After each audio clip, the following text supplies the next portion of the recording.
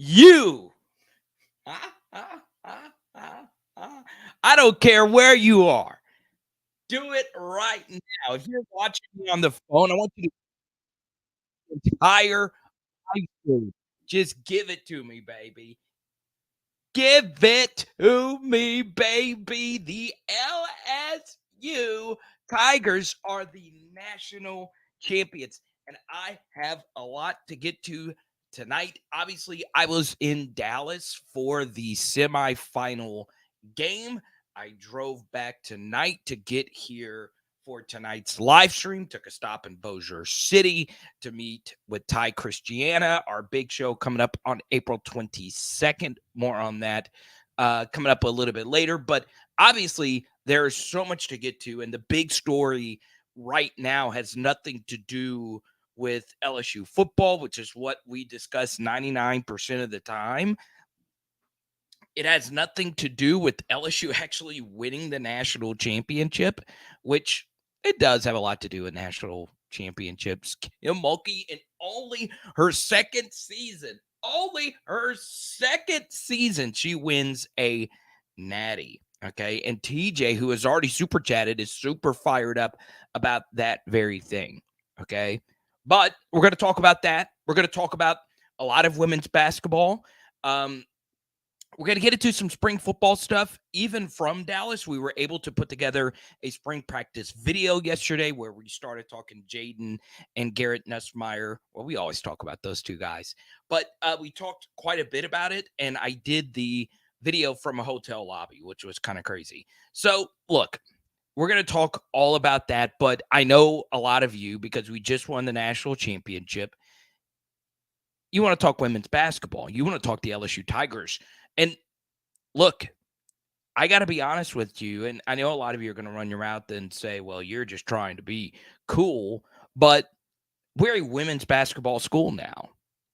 We are not only a women's basketball school, but we are a basketball school. What I want you to realize is, as great as Pistol Pete was, as great as Shaquille O'Neal, Bob Pettit, Simone Augustus, Sylvia Fowles, all of them, we had never won a national championship, men or women.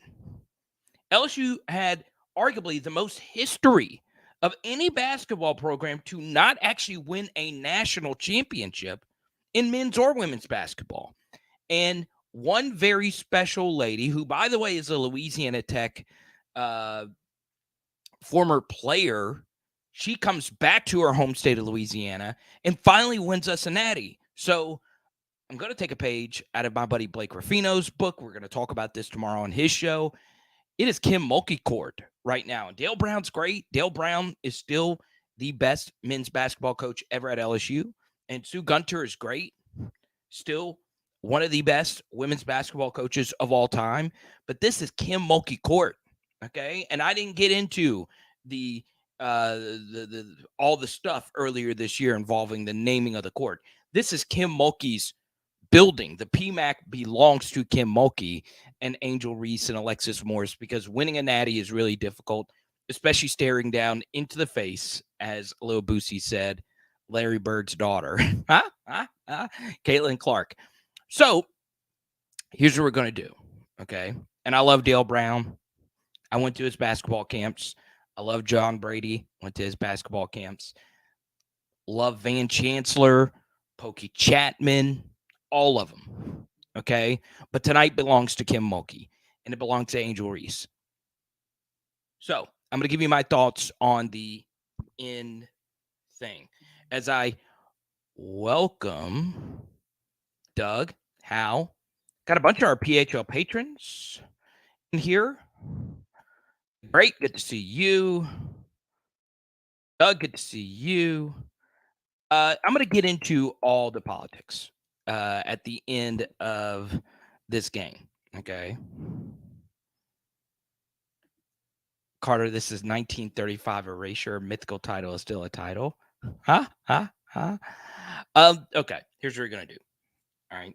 Now, by the way, I'm not saying Kim Mulkey is better than any of those legends that I mentioned. Everybody has their own individual legacy. But programs are remembered for their national championships, and we finally have one. And that is very exciting for someone like myself, who is a huge basketball fan. Okay. Now, I'm going to say this. I promise you on Tuesday, the next live stream, we are back in football mode. Okay. But I'm going to be honest. I went to the Final Four this weekend. Women's basketball has a bigger piece of my heart. And I'm not just saying this just to say it and get cool points. Okay. That was really cool. That was really cool to go to the Final Four. And as you can see, I'm still wearing my Final Four shirt and my $38 price tag on this thing and the holographic sticker here. I decided to keep it on. Look at the shirt. Pretty high quality stuff. I'm feeling great, man. Feeling great.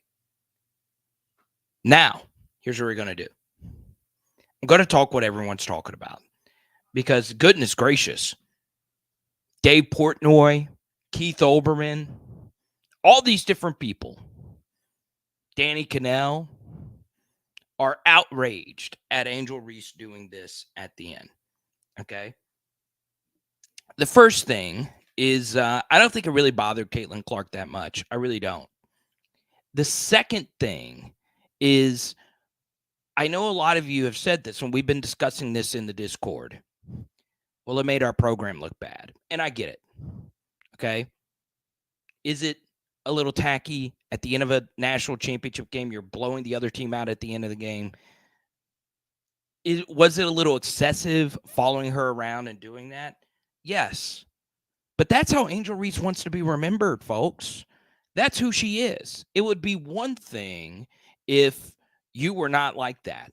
You know that phrase they always say, hey, keep that same energy. This is who Angel Reese was all year. She never changed. She was unapologetically herself.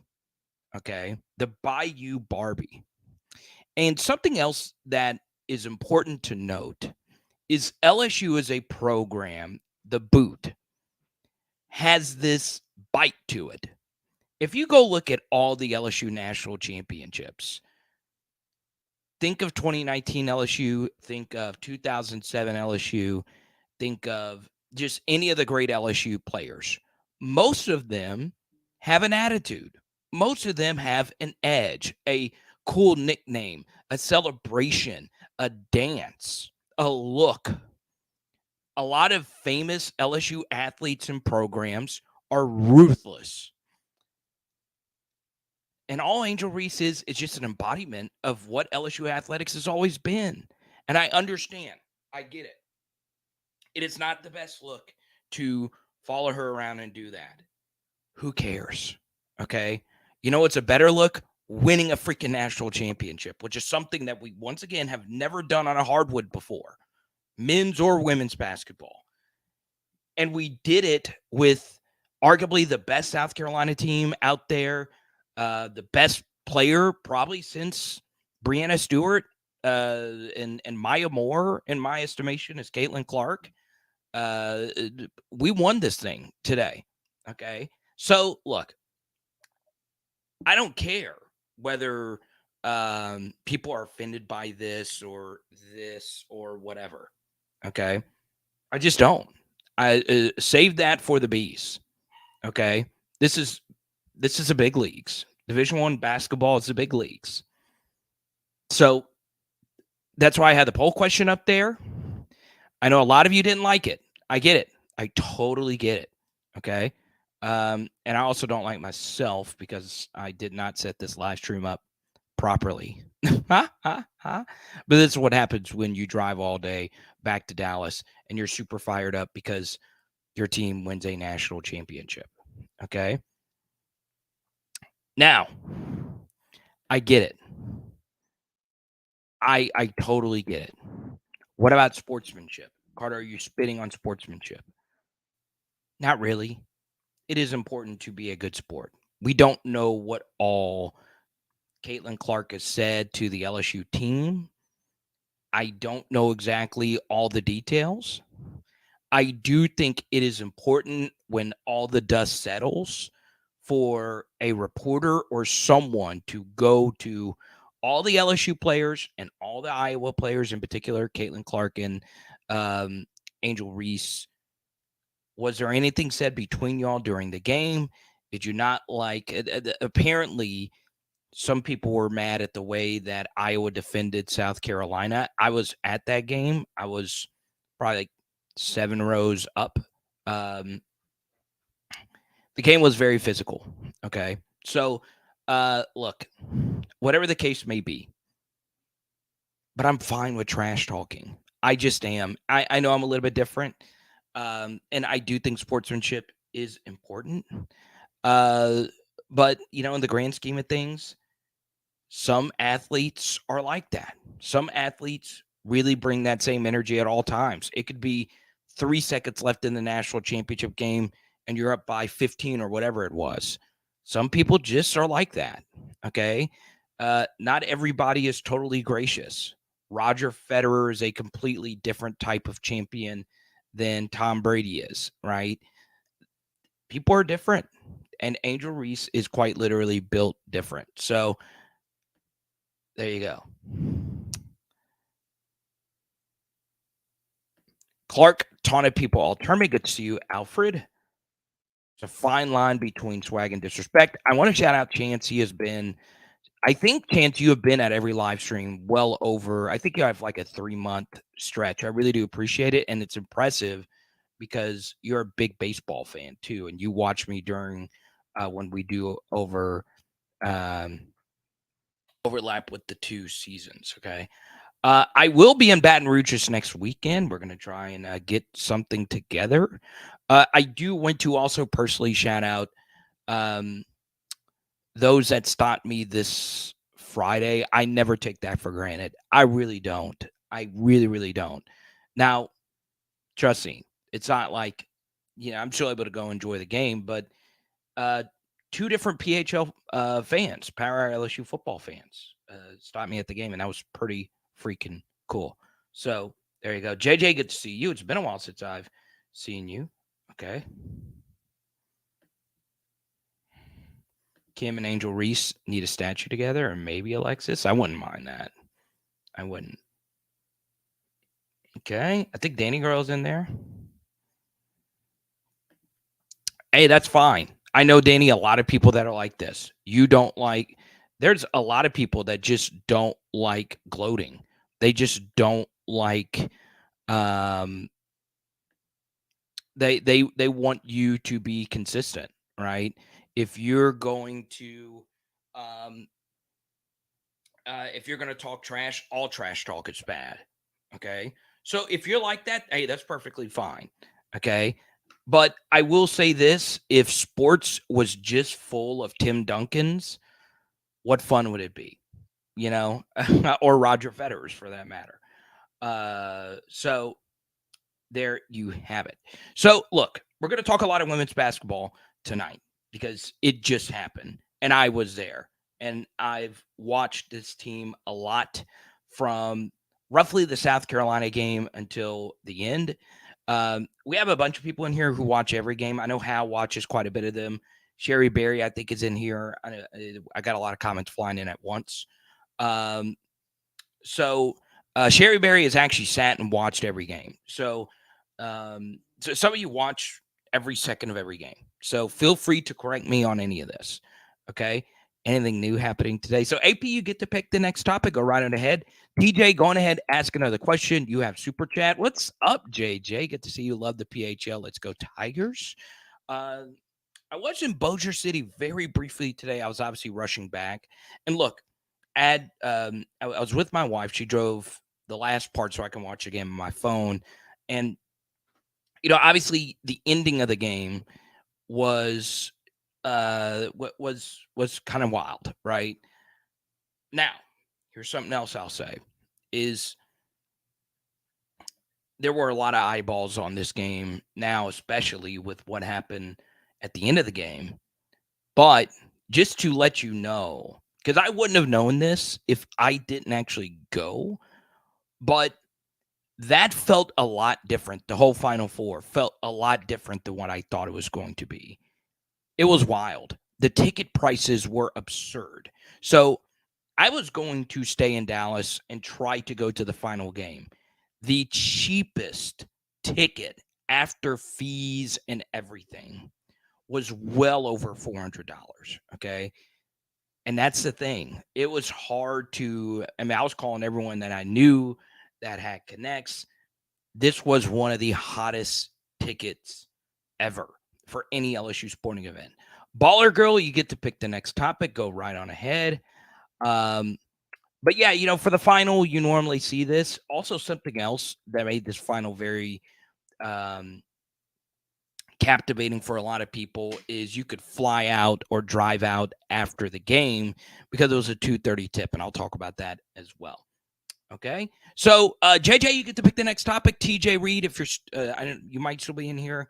TJ is one of my really good buddies here on PHL. Baller Girl, you get to pick the next topic, and here we go. Does Kim winning so quickly put unrealistic expectations on LSU football or motivate BK even more? Okay, really good question.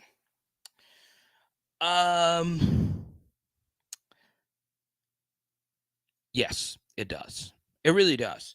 And look, I think Brian would admit this, and Kim would admit this. They'll say that it just doesn't, um, but it does, right? The simple truth is, when you play athletics at LSU, and there is a very interesting guy, yeah, and I'm gonna bring him up. You might have never heard of this person before. Mo Wells is his name. So Mo Wells was a track and field athlete at LSU, and now he is a personal athletic trainer. And I'd love to get him on one day because he trains a lot of football players to get ready for the combine and stuff like that. And he said something about when he competed at LSU, how different it is. People just expect you to win. It is a standard at LSU to win national championships. And look, Kim Mulkey put it on her own back, saying, hey, you look at all these banners up here, none of them say national championships. And year two, she's already gotten it done. And by the way, her best recruit ever at LSU, I know we're early, hasn't even stepped foot on campus yet. But she will be at the Arklatex Card Show with Power Hour LSU on April 22nd. That is, of course, Angel Williams. So, Angel Williams. Michaela Williams, I'm already putting the cart before the horse here. Michaela Williams will be there signing autographs on April 22nd. So we'll see you all there. It's a free event to come. Dre Jenkins is signing things for free. I think Michaela Williams is only like $10, by the way, which is crazy because she can be a WNBA future number one overall pick. So, Mo tweeted that out. And, this was kind of what I was, mentioning a little bit earlier. LSU is just different. Like, it really is just different in terms of, not only do you need to win, I mean, the team needs to have some swagger to it, right? And that's part of it. And we saw what Brian Kelly did in year one. Obviously, the Alabama win will never be forgotten. But now you got to go win an Natty. You do. Okay. But what I'll also bring up here, Baller Girl, okay?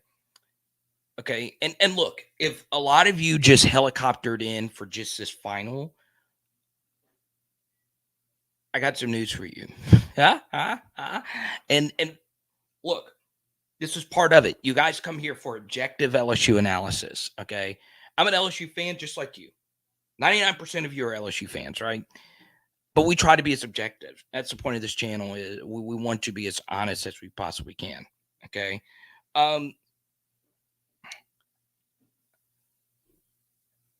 LSU was very lucky. Okay. In order to win any national championship, you have got to have luck on your side. You just do.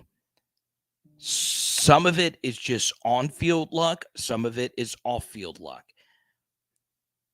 And LSU got a lot of lucky breaks, right? South Carolina would have been a tough matchup for LSU today because those are the only post players that can honestly stay with Angel Reese and LaDasia Williams.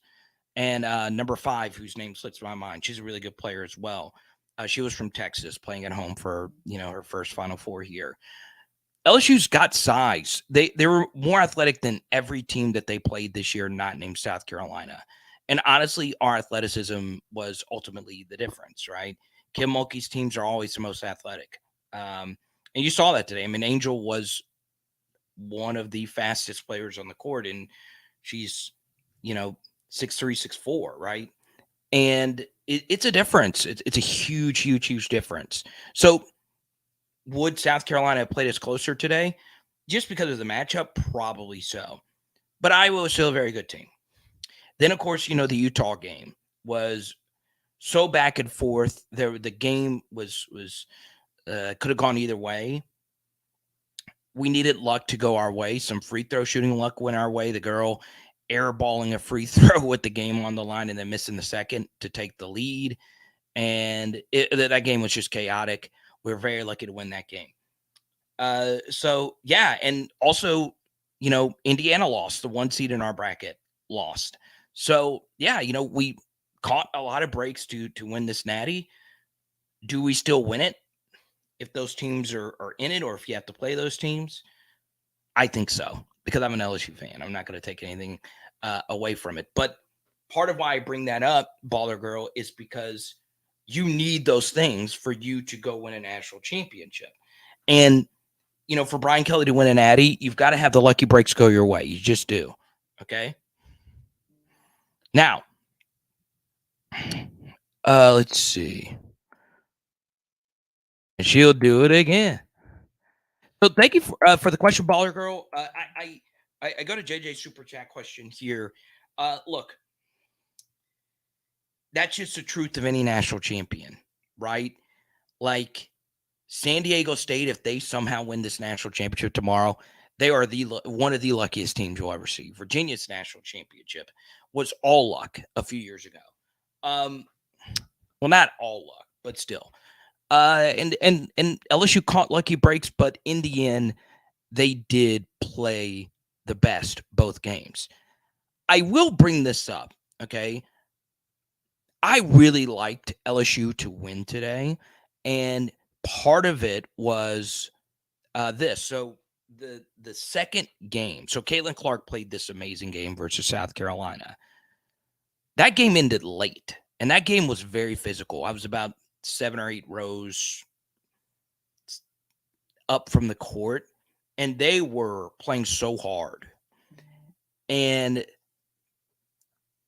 as great as I love a 2:30 tip-off, and I wish more concerts, like big concerts, big sporting events happen in the afternoon because of post-game traffic. Outside of, obviously, LSU home football games, the day tip-off was more brutal on Iowa because they played the later game, okay?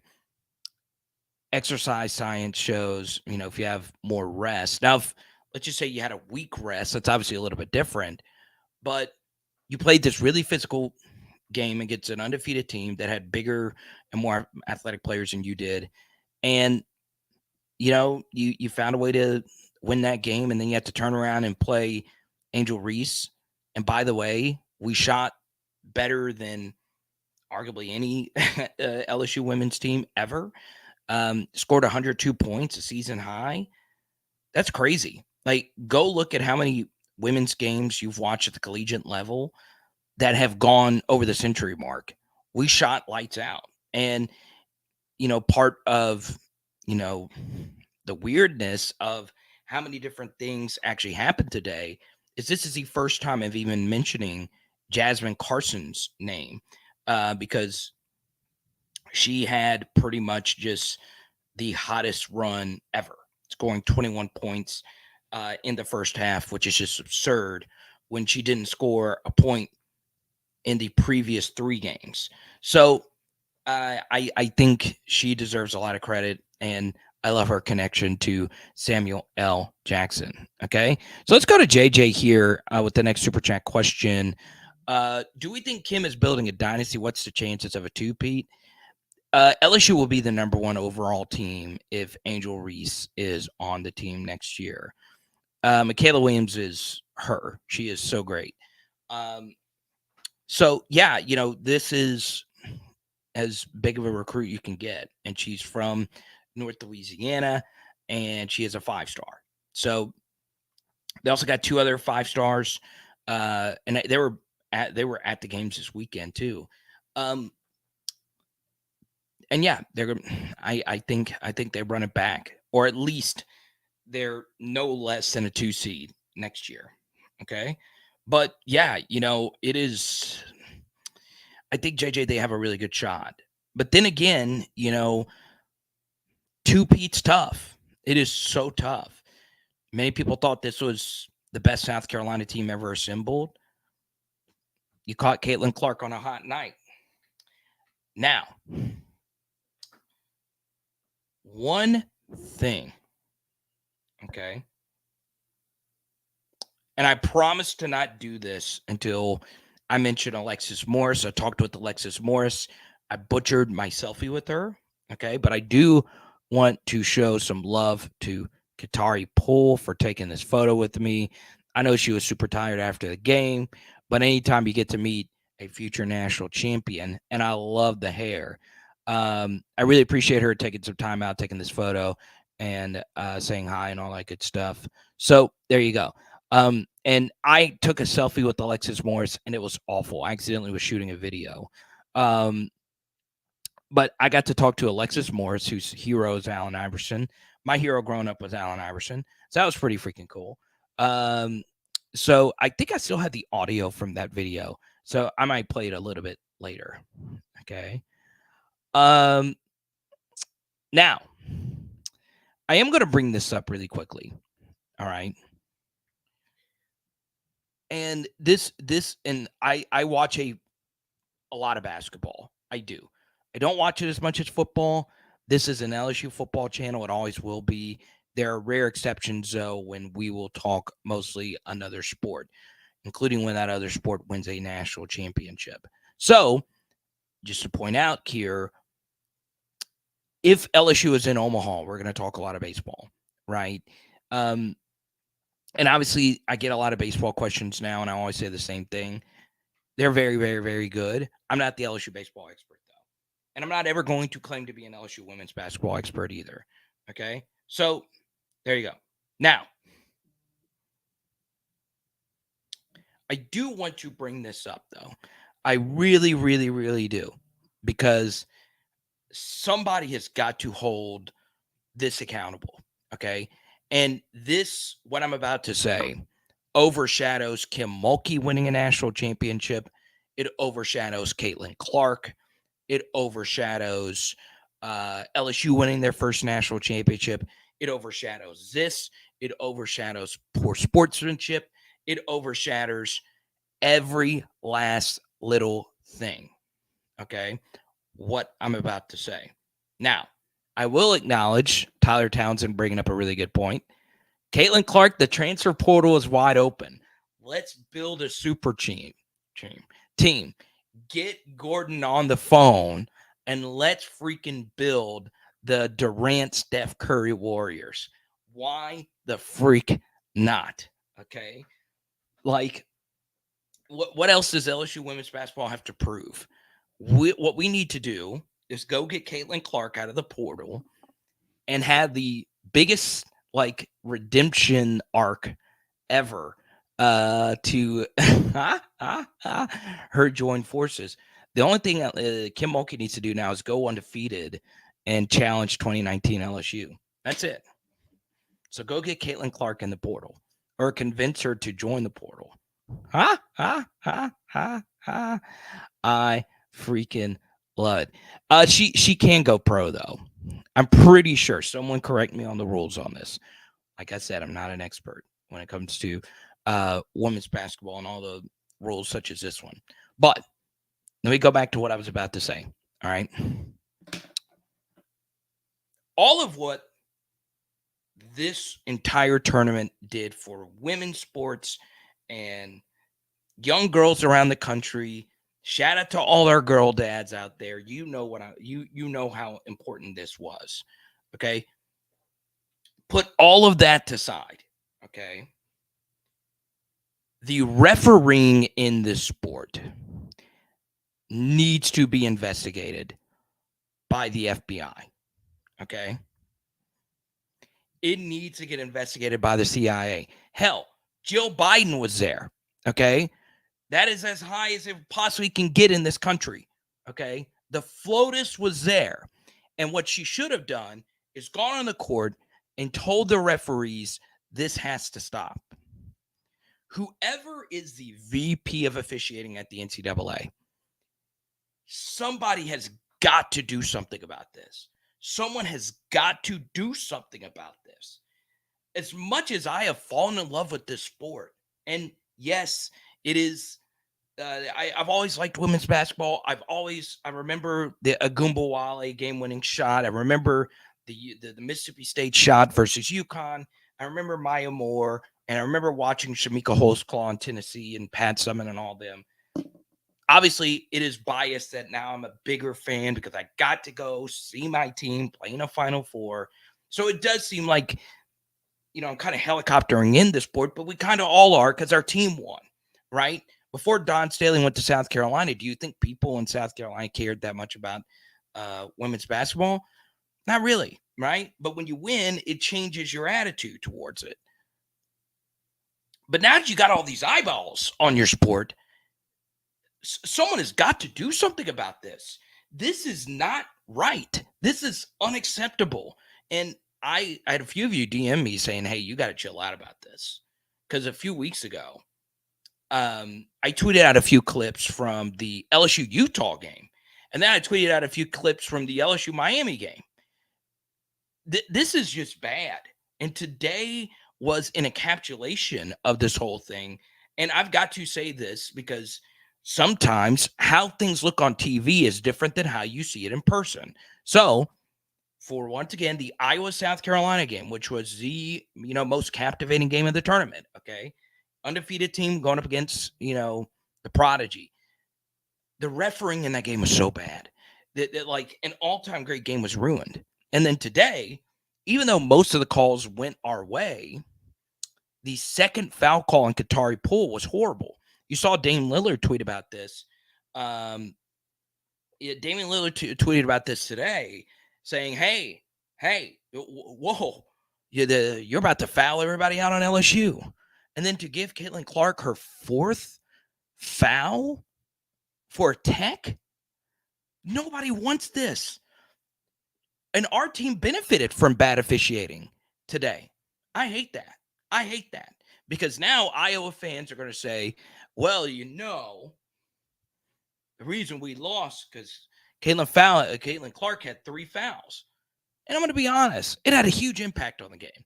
Huge impact. We were a deeper team. Their team is mostly 2 players. Our team has, I would say, 2 superstars, but our 3 through 7 is way stronger than their 3 through 7. And then our number 8 and number 9 players played their best games of the season. And, their best player, who is their team, gets their 3rd foul. Then her 4th comes on attack. That's unacceptable. That is unacceptable. And I'm sorry. I know I'm not supposed to be defending Iowa here. We still beat them. We shot too well to lose to anybody. But, the truth is the refereeing in this sport, it is worse than men's basketball. It is worse than college football. It is worse than all of them. I've seen enough. It has been too many games. And I said this after the LSU Michigan game from a few weeks ago. The refereeing is bad. And I think AP, American Patriot, brought this up when the Michigan game happened. We brought it up simultaneous. This has got to stop. It has got to stop. And I think the men's officiating is really, really, really bad. But if you sit down and watch women's basketball, the refereeing is beyond abysmal. It is beyond abysmal. And it shouldn't be like that. It should not be like that. These women play their whole lives. Their whole freaking lives. And now women's sports is a thing. It's no longer, you're no longer cool to make a WNBA punchline joke. It's whatever, okay? But this is the touch fouls. Stop it. Stop. Nobody wants it. Nobody. I don't care if it's a big reason why our team won today. I don't want it. The Utah game. All right. Go to Super Chat. It is time to make all officials employees of the NCAA for all sports. If they are bad, they should be fined, suspended, or fired, just as the coaches are. Okay.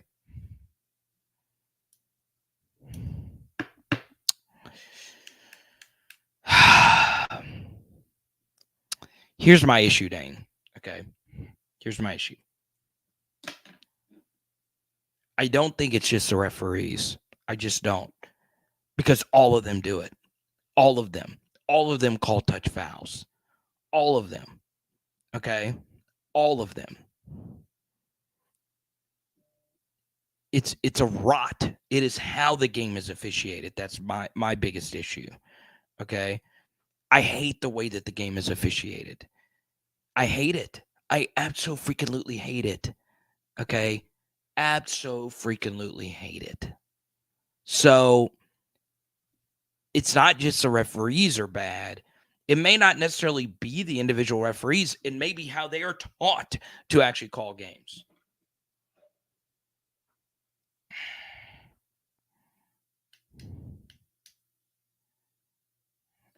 All right.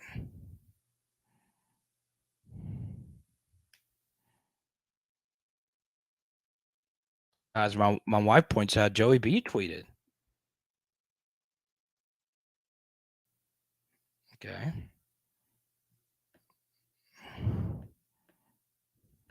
Let's see what Joey B has to say.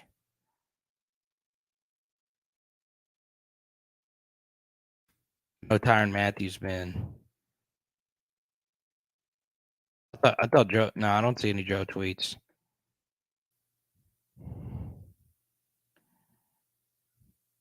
TJ still on cloud nine.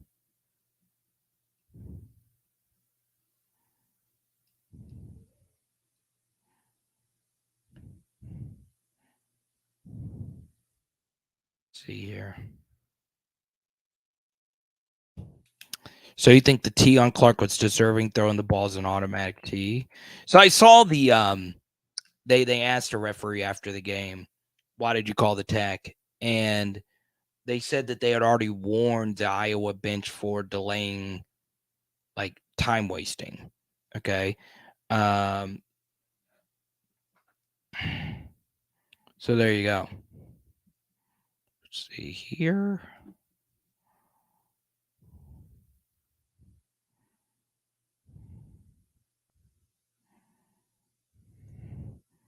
It was a fake tweet.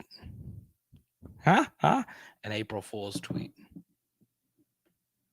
I'm not just talking about basketball. I'm talking about all sports. Go back and look at all the crap he calls LSU's gotten against Alabama and Auburn with Tom Ritter's crew. Well, there you go. So all sports. Okay, I get with that, Dane. I get with it. The get back call. There you go. What's up, Angela Fritz? Everybody, welcome Angela Fritz to the channel. She is an Iowa State Cyclone. There you go.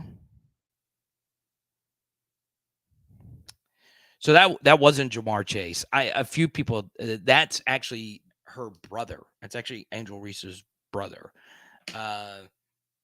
But I could see how that fooled a lot of people.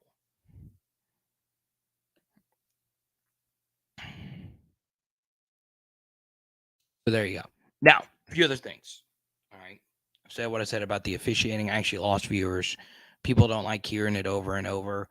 But, once you actually put your money into a ticket and you actually go to the game, all the gas, all that stuff, I could see why fans hate the way that the game is officiated.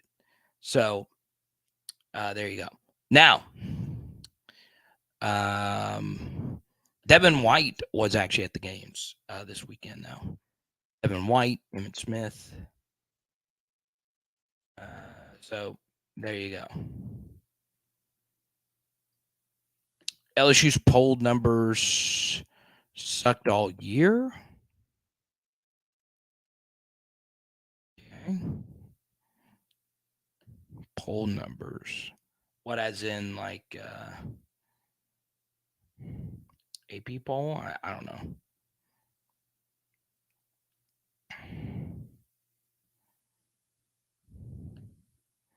102 points, enough said. It's true. Cole, what's good? Look at him rocking the PHL shirt. It's my guy. Cole, I appreciate you retweeting my stuff, man. It goes a long way. Thank you so much. Now, I do want to quickly shout out my friends at Underdog Fantasy. Make sure you check it out. Promo code Carter. You can actually go draft Joe. I say Joe Burrow. Well, you could draft Joe Burrow. You can go draft Kayshon Boutte to your fantasy team next year. Those drafts are already happening, baby. Early season best balls, Underdog Fantasy. If you've never played best ball fantasy football, you will never go back to regular fantasy football. Come join us, Underdog Fantasy, promo code Carter.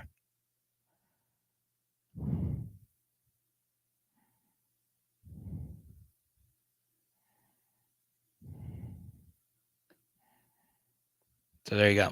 Now, the other things, and then we'll get into some football stuff. All right. Now, Angel Reese, and this is what happens with like big teams, right? National championship teams. People normally remember like one player off the team, and Angel Reese, deservingly so, is going to be that one player. But sometimes 2, 3, 4 others are remembered. I know I'm biased because she is an Allen Iverson fan, and I got to have a brief conversation with her after the game on Friday. But Alexis Morris is what sports is all about. Almost giving up on basketball, leaving Kim Mulkey at Baylor, and then everything comes back full circle and you win a national championship. And also, Alexis Morris is a champion for us short kings, okay, and queens. Us short folk, it's hard for us to make it in basketball. Alexis Morris, you will always be remembered. As much, we obviously don't win the title if we don't have Angel Reese on our team. We don't come close to winning the title if Alexis Morris isn't on our team. And look, she has as big a personality as anyone. She's more quiet. She's not as boisterous, but I love her. I'll never forget her. Number 45, Alexis Morris. So there you go. I love it. Absolutely love it. Now, let me tell you this.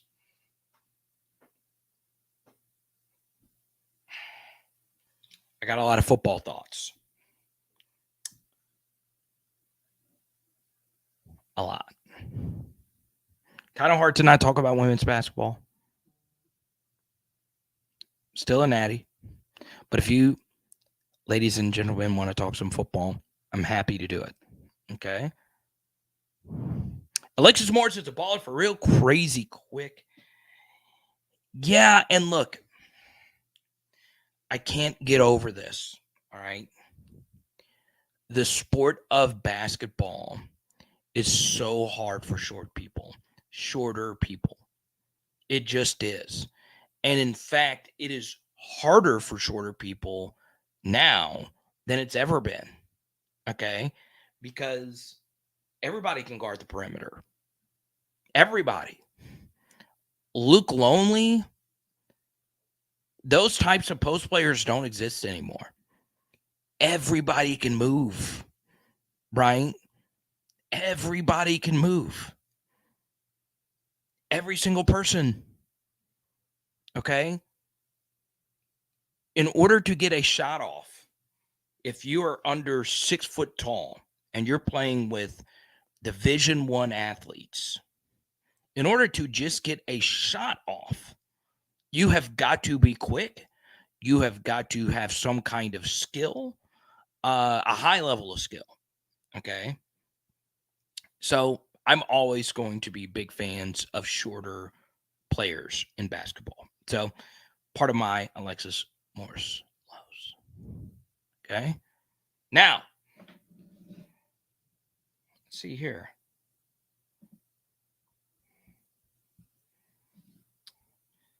Apparently, LA Mom sent me a Venmo. There you go. I don't know why I didn't get that. Normally, when I get Venmo super chats, my email like lights up. So I apologize for that, LA Mom. I heard there were lots of prospects at practice Saturday. Who was your favorite? All right. I'm going to be as honest as I possibly can.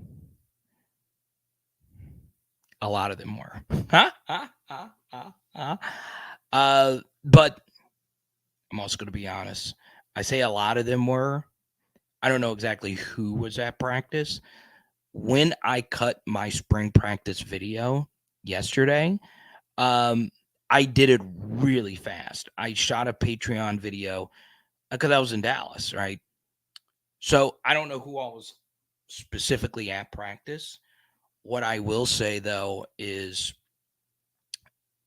the offensive tackle from Florida for the class of 2024. Apparently, that visit went really well. Okay. And I know all recruiting visits go well, but that young man was able to see the team off before they went. But I'm going to be honest, I didn't see the full visitor list because all I did was watch the spring practice video. Went on a little lunch date with Haley because we were in Dallas, and I was with her friends. So I don't know. I'm going to be as honest as I possibly can. Normally I know these things, but I didn't. I don't know who all was there. I don't. So you tell me. Okay. I do know this, though, that there were a lot of 2025s that are starting to cycle through. Okay. Also, something else I will mention, LA Mom, is my favorite prospect over this past weekend was Aaron Burrell because he actually committed to LSU, the young kicker from Bossier City. So, really excited that he committed. I am a big believer in North Louisiana Tigers. And there you go.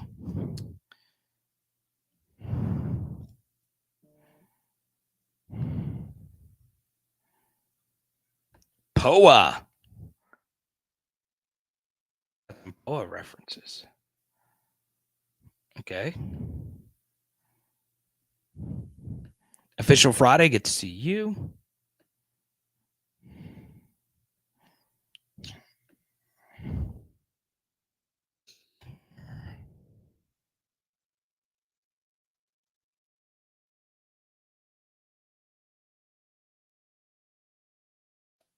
Uh,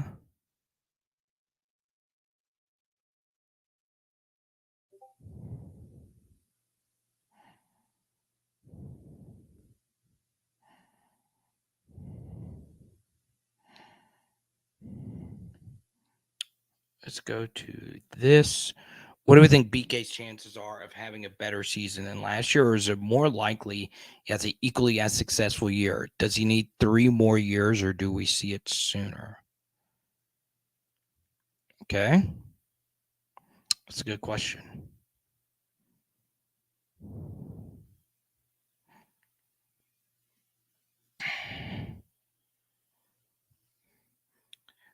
Better season last year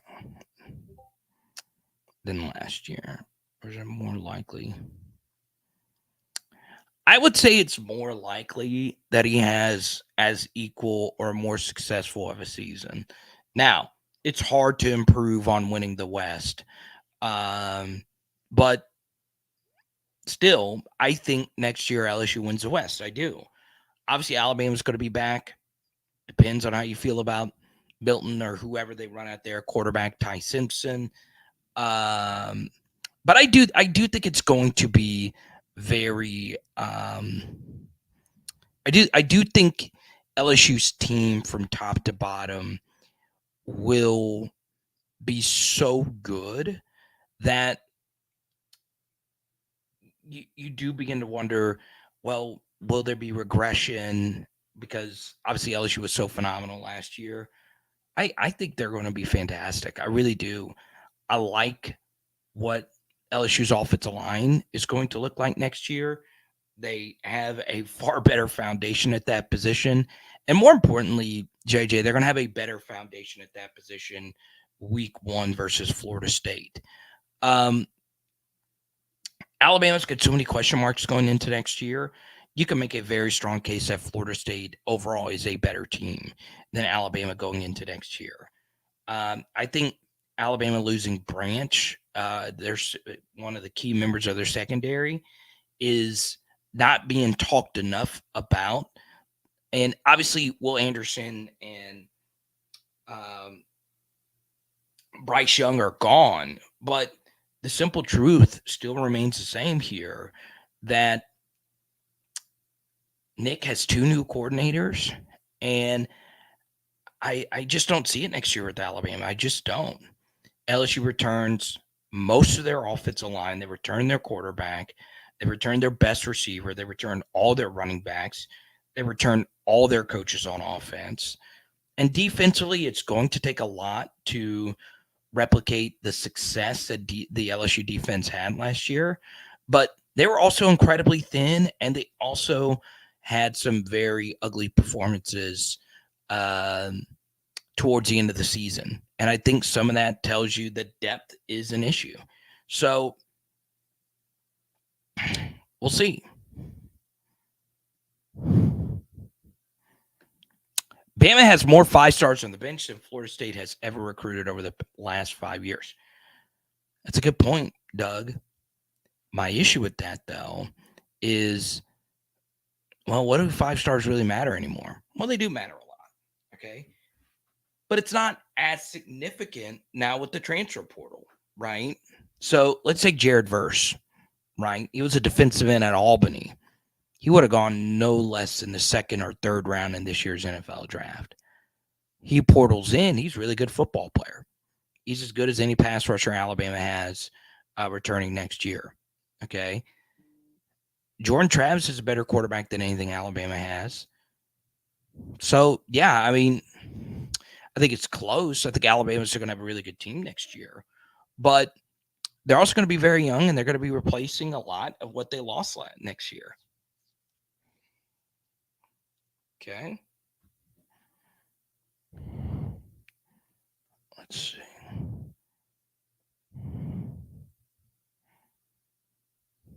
Nighthawk, welcome to the channel. Not to be biased, but LSU as a whole might be the hottest college names right now. Gymnastics, baseball, softball, women's basketball. LSU eating good right now. That's true, Mr. Milton. Good to see you. LaDeja Williams. Yeah, and her big game was the Utah game, wasn't it? She had 20-plus points when Angel Reese got into foul trouble.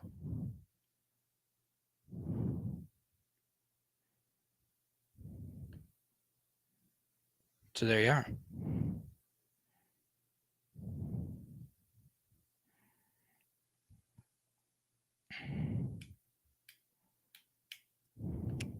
I like Jane Daniels, but I don't think you can win a championship with a mobile quarterback with decent arm talent and bad pocket instincts throwing the football. That's crazy, Larry, because you can actually describe Tim Tebow with this specific description here. So, yeah, I mean, look, I don't think there is any way a quarterback plays that can discount you actually going to win a national championship. Okay. So yeah, I mean, it's just true, right? Now, I'm not saying Jaden doesn't need to improve. I've been very critical of some of Jaden's aspects of his game, but this idea that he can't go out there and win you a championship is silly. They were saying the same thing about Stetson Bennett during the national championship game versus Alabama, right? That Stetson isn't good enough to get them over the top. Okay.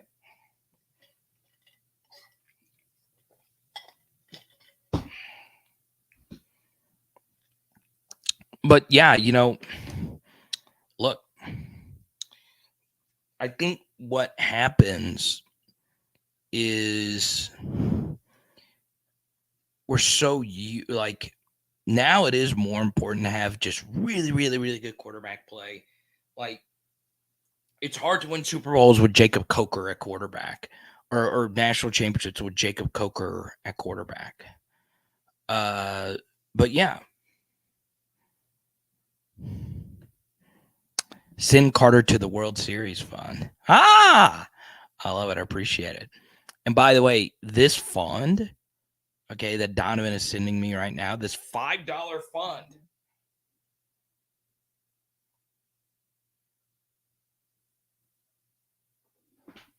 is actually sending me to the World Series of Poker. This is $5 of my $10,000 entry into the main event.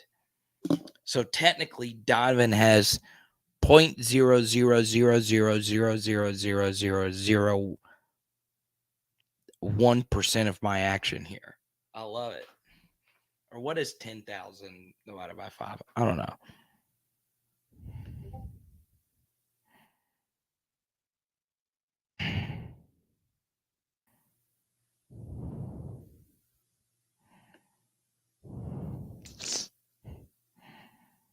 See here. So some of you want to talk football now? That's perfectly fine. If you want to talk some women's basketball, that's perfectly fine. We move along.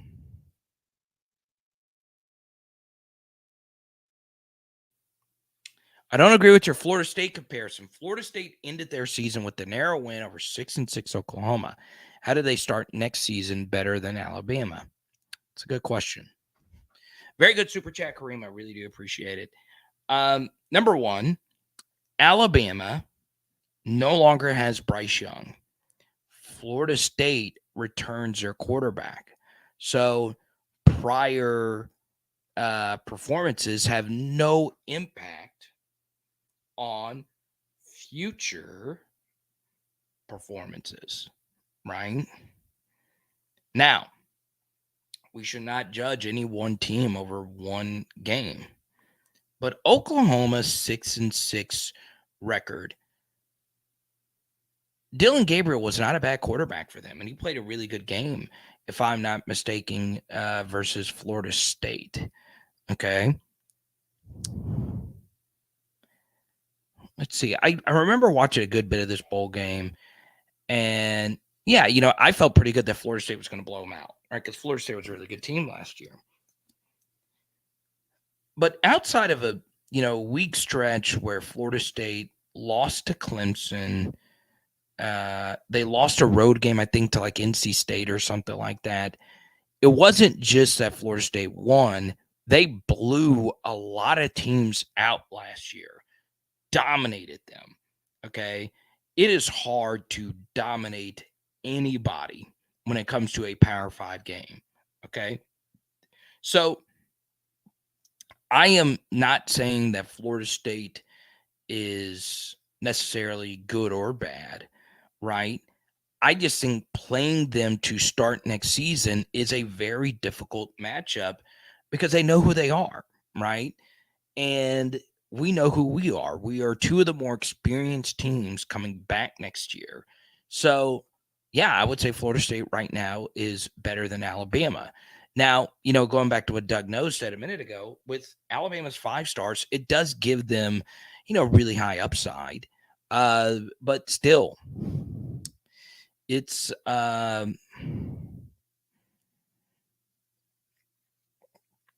it's one of those things, right? You could make a strong case so that Alabama by the end of next season could be better than Florida State. We'll see. Let's go to Daniel here. Angel needs to stay at LSU and work on a LaDeja jump shot from 12 to 10 feet.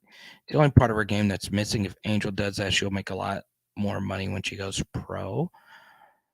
Yeah, I mean, obviously, I think every post player could always use a better outside jumper, right? But I would also say that, most people still consider Aaliyah Boston the clear-cut number 1 player in the WNBA draft. I don't see it. I just don't. And Aaliyah Boston, I tweeted about this not too long ago. Her getting the Post Player of the Year award over Angel Reese, that is horrible. Okay. I never quite understood why. Like at first, I used to think that Aaliyah Boston's numbers were just down because they blew everybody out, and that was part of it. But Angel Reese is just better than her, and statistically she was so much better than Aaliyah Boston this year. I do agree. Angel's perimeter game could get better, and I hope she does come back for our own good. But yeah, she should have gotten Post Player of the Year or Center of the Year.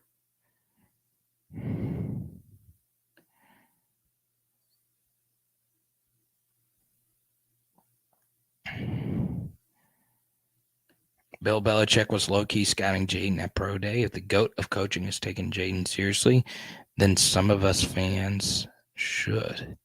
That was interesting. Yeah, Bill. It seemed like Belichick really liked him. Some Jaden Daniels. Okay.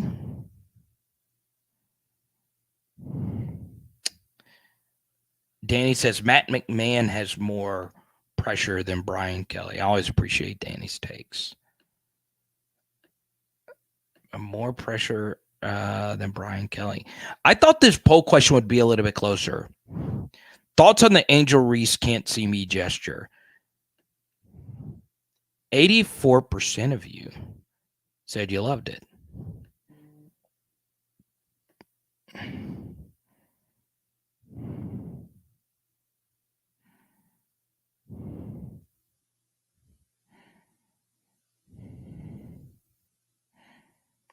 How do you feel about that? You're an LSU men's basketball season ticket holder.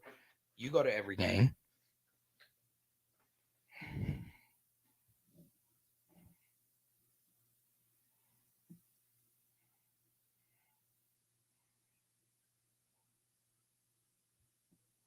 Let's see here.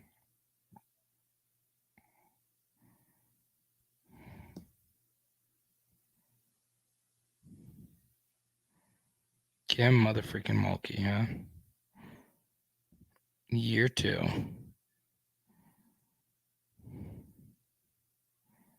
LSU softball is good. LSU gymnastics is good. LSU baseball is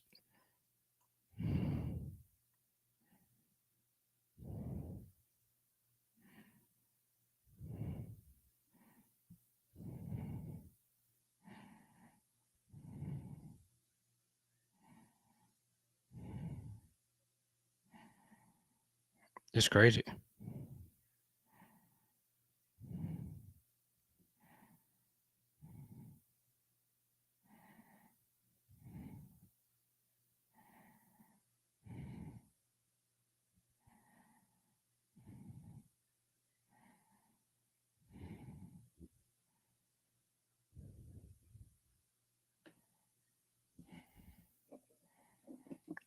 Hal says if Matt McMahon has anywhere close to the season he had last, no, I think he's fired if we're as bad as we were. Okay. Now I'll say this: record wise, if we play some closer games and we're still just not great, then yeah, I mean,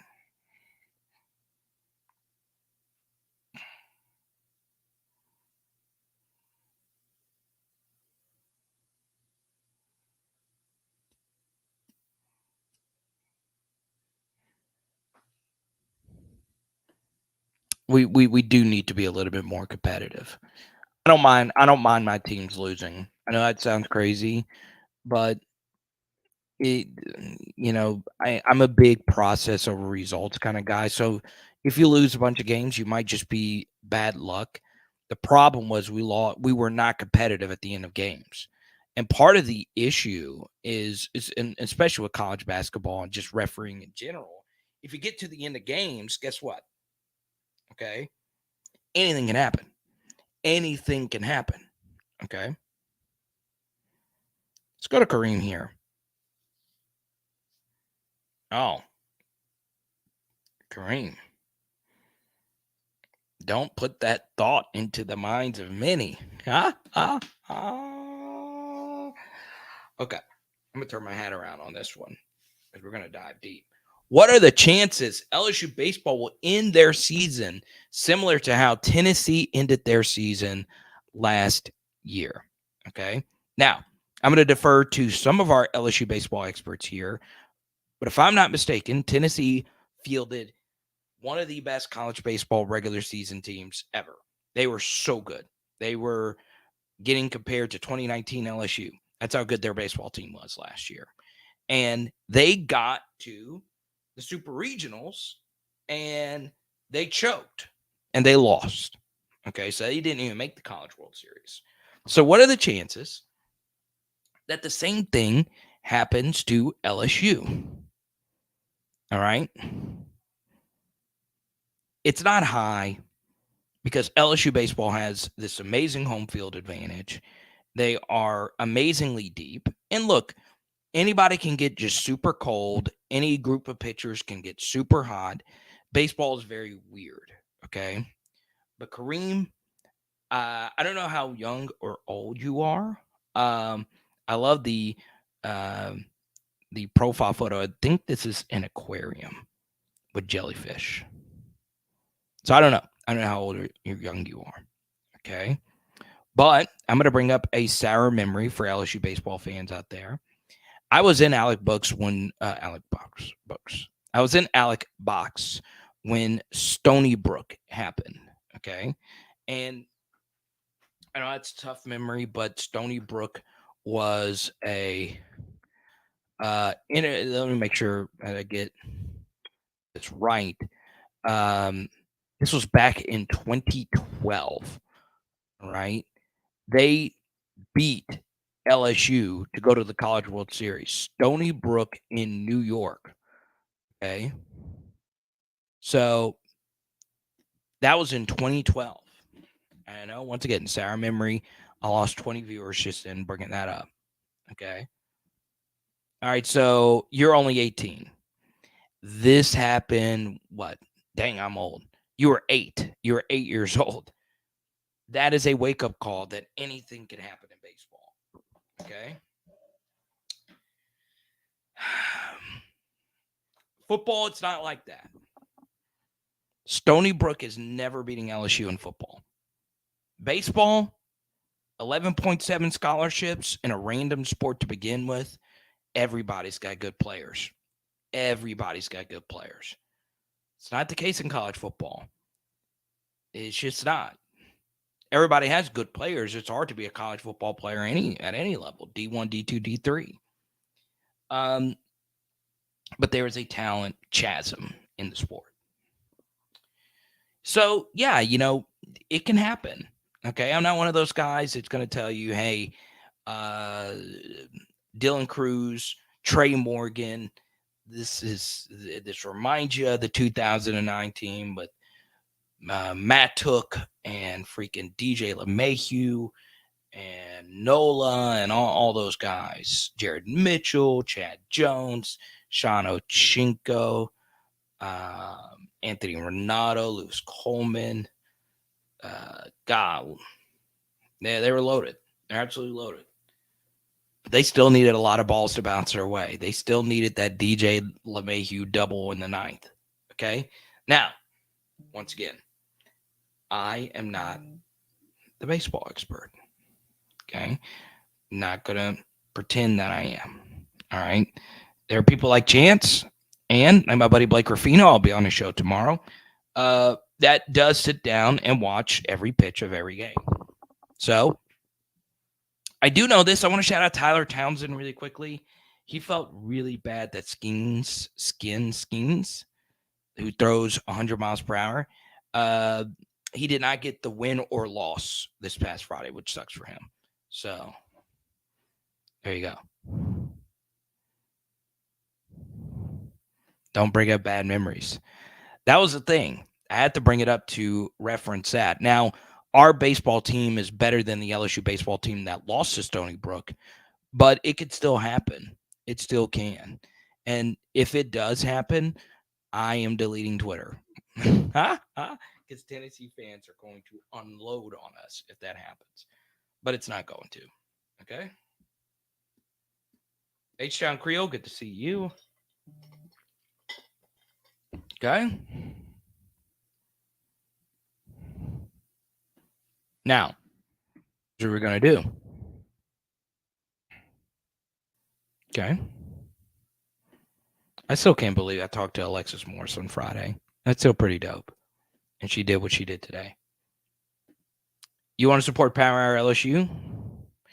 Get you some ice cold merch. Okay. PowerHourLSU.com/shop is the place to go. There you go. I even put the link in the chat right there. Click on that link. Get you some merch. I think that would look great on you, Reed. Some Power Hour LSU merch. Go on ahead, Reed. I know you want some. Check it out. PowerHourLSU.com. Okay, if you really want to rock with your boy. All right. Let's see here. Poll question.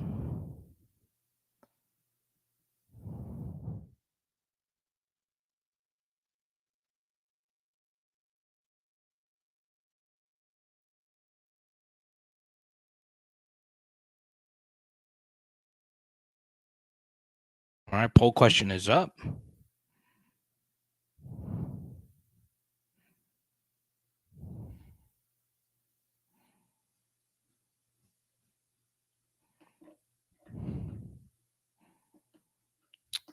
It's like Pineville, Louisiana. That's crazy. I didn't know. I knew Stony Brook was in New York. I didn't know that there was a city, Stony Brook, New York. So there you go.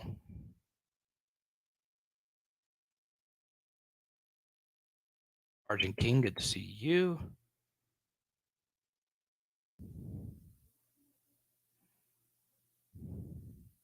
Go to Donovan. What Burrow did when he did the ring me gesture.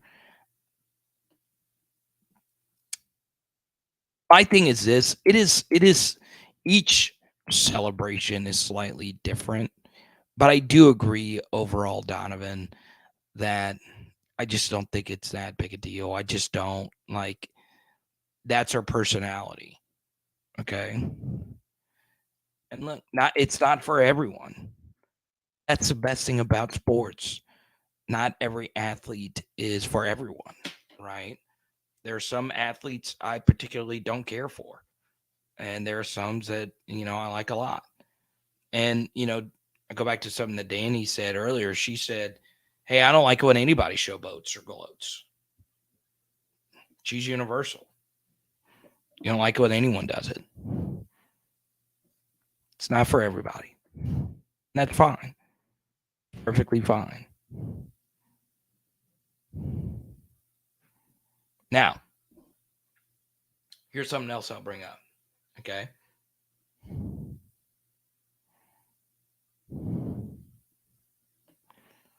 Brandon says, to me, as long as you could back up the trash talk, I'm good. People act like trash talking just started in sports. Okay. I actually like it when lesser athletes talk trash. Okay. I do. I really, really, really do. Okay. Just know I'm going to call it out if you can't back it up. Right.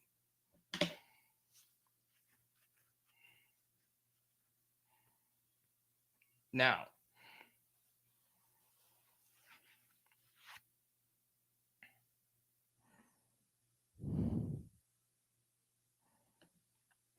it is pretty insane. Like, the women's game is just huge now. I'm telling you, okay. This is how all of what happened this past weekend came to be. Okay.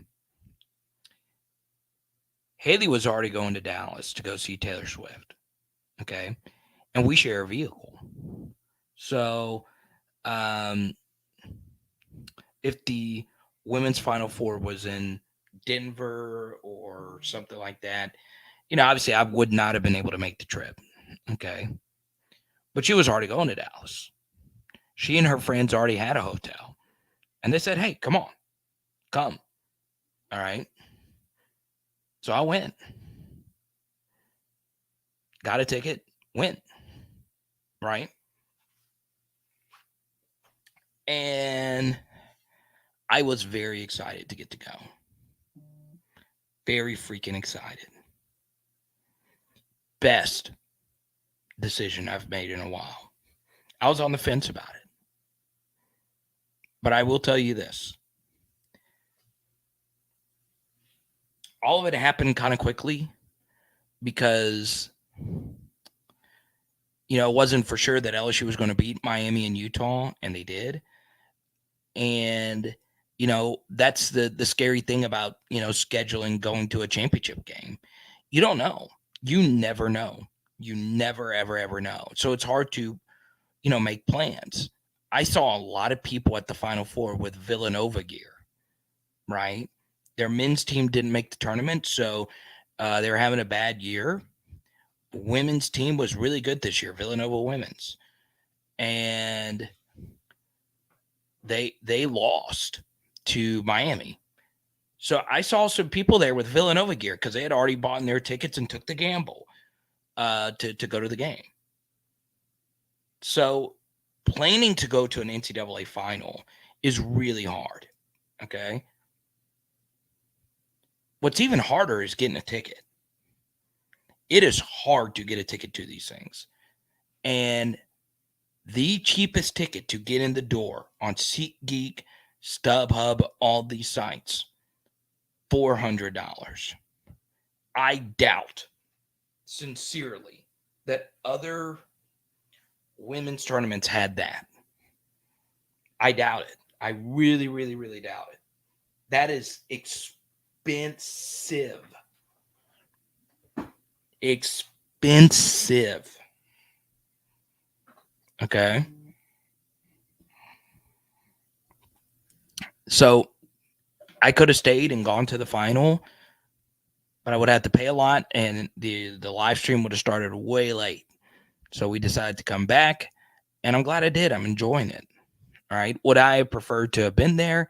Yeah, because anytime your team is in a national championship game, you want to watch them play in person if you can. Okay. But apparently, a lot of the ticket sites had issues.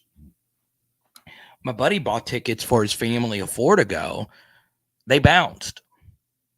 They emailed him and said, "Hey, we're refunding you your money. The tickets are no longer available." And it's and I know he dropped at least a G on those tickets. It's hard, man. It's really, really, really hard. Okay. Man is confident that they're going to go back to back. Confident. Let's go. Taking a look at the poll question. Did you attend an LSU women's basketball game this year? 84% of you say no, 82% of you. I did not attend one in the PMAC. I did go to this one this past weekend. So I am very happy to say that I got to witness this team in the flesh.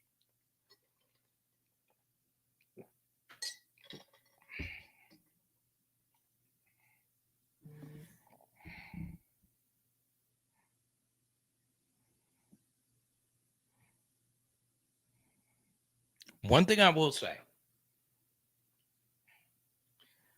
I do think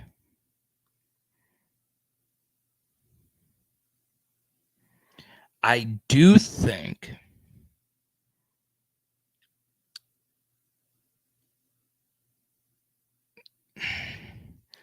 just trying to think how they could fix this. I do think the championship game needs to be played on Sunday night. I think it is a little unfair to have two Friday night games and expect these women to turn around and play a 2:30 tip-off. That's brutal. That is a brutal turnaround. Normally, if you play like a 2-day period, and that happens a lot in March. Well, it happens all the time in March Madness. But normally they'll do a good job if you play an afternoon game. You're going to play an afternoon game 2 days later. But you play an 8 p.m. game, and then you got to turn around and play a 2 p.m. game. And that game is for all the marbles. That's tough. That's tough. Now, a few other football questions here. Okay. First thing, what should we expect from LSU the rest of the spring? We are in the month of April. We are 20 days away from the spring game. Okay.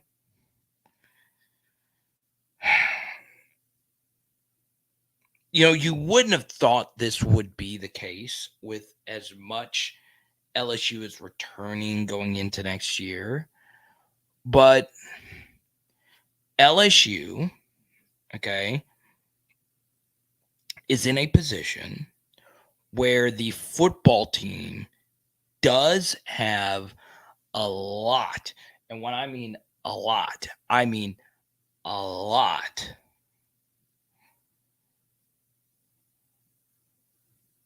of players that are not involved in the spring.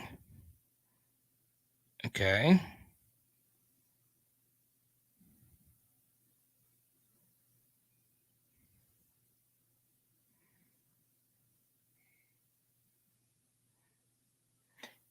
You would think with as much as they have returning, but no, a lot of players are being held out of spring, taken very cautiously before they put them in game action. And then LSU's got a lot of players coming in the summer that are going to be big pieces for what they're going to do next year. Okay? So think about it this way. We're a big Mason Smith channel. I'm a true believer in Mason's prodigious talent. Okay? He's not practicing.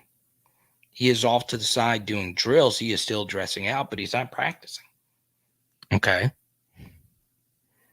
Mason Taylor's not practicing. He's there, but he's not practicing with, the regular ones.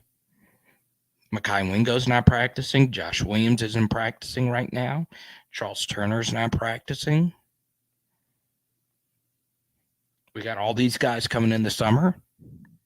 So, yeah, it's tough. It's really, really, really tough. Okay? So,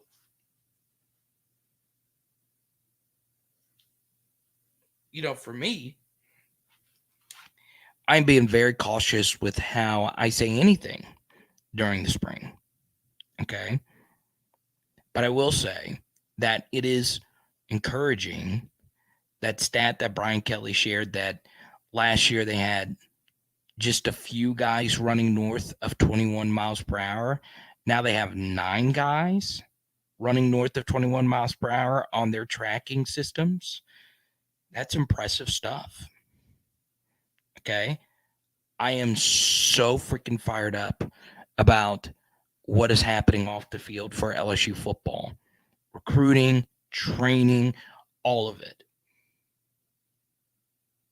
So we are getting better. The only way LSU football gets set back this spring is if an injury happens. Knock on wood. We are moving forward. Okay?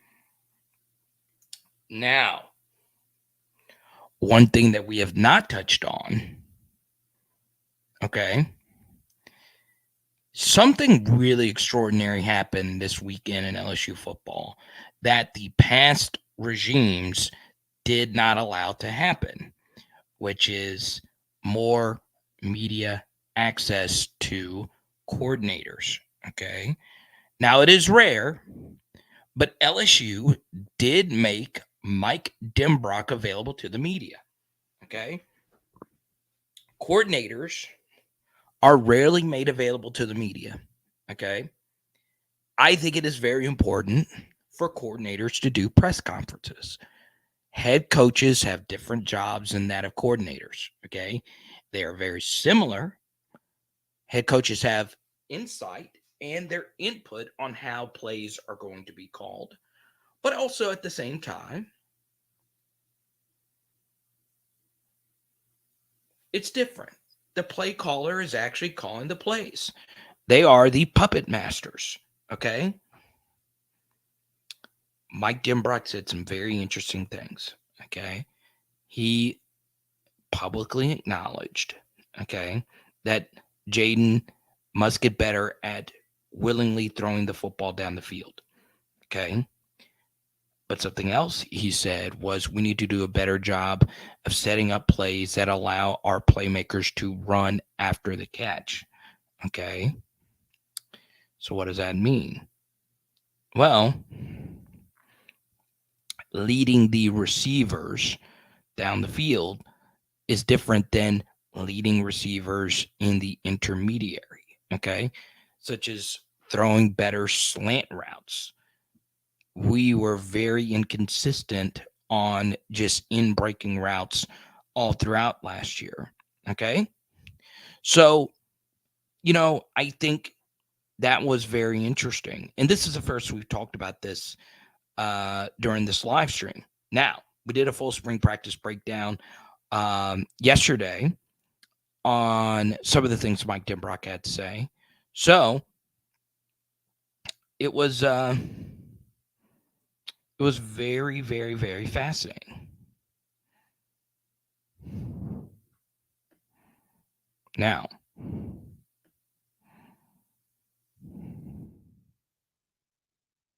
also as Jeff points out, Brian Kelly has decreased the length, not necessarily decreased the length of practices. He said they are a tad shorter and they're trying to be more efficient. That's obviously really good.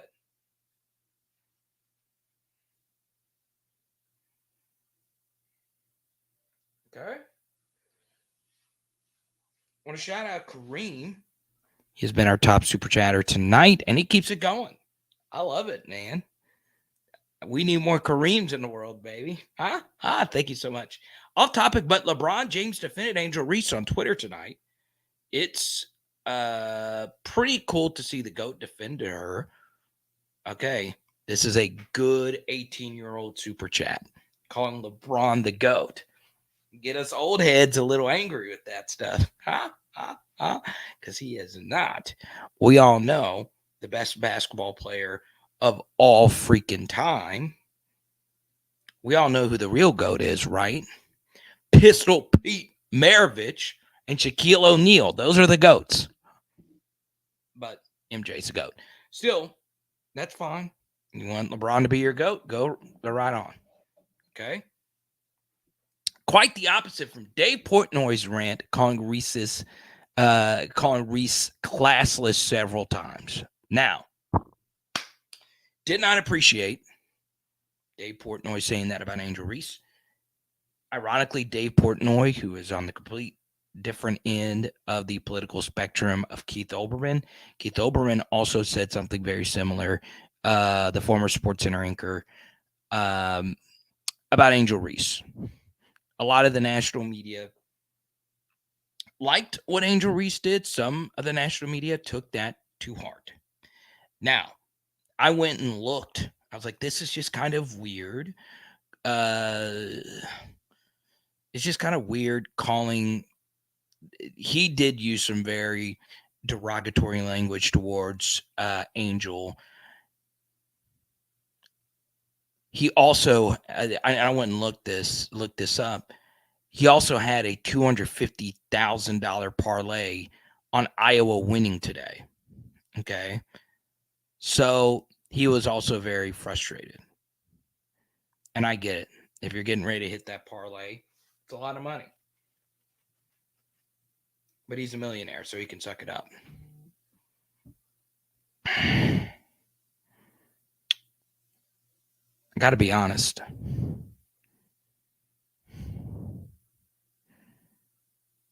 So he did have the parlay. Okay. He felt some type of way about it. But I do follow this up with what Cortland said. The girls had a chip on their shoulder and they enjoyed themselves. Okay. Now, here's what we're going to do. Before I continue here on Kareem's Super Chat, I highly recommend, okay, this is just for me because it makes it a little bit easier because I am here, which is really cool. It's what I do full time.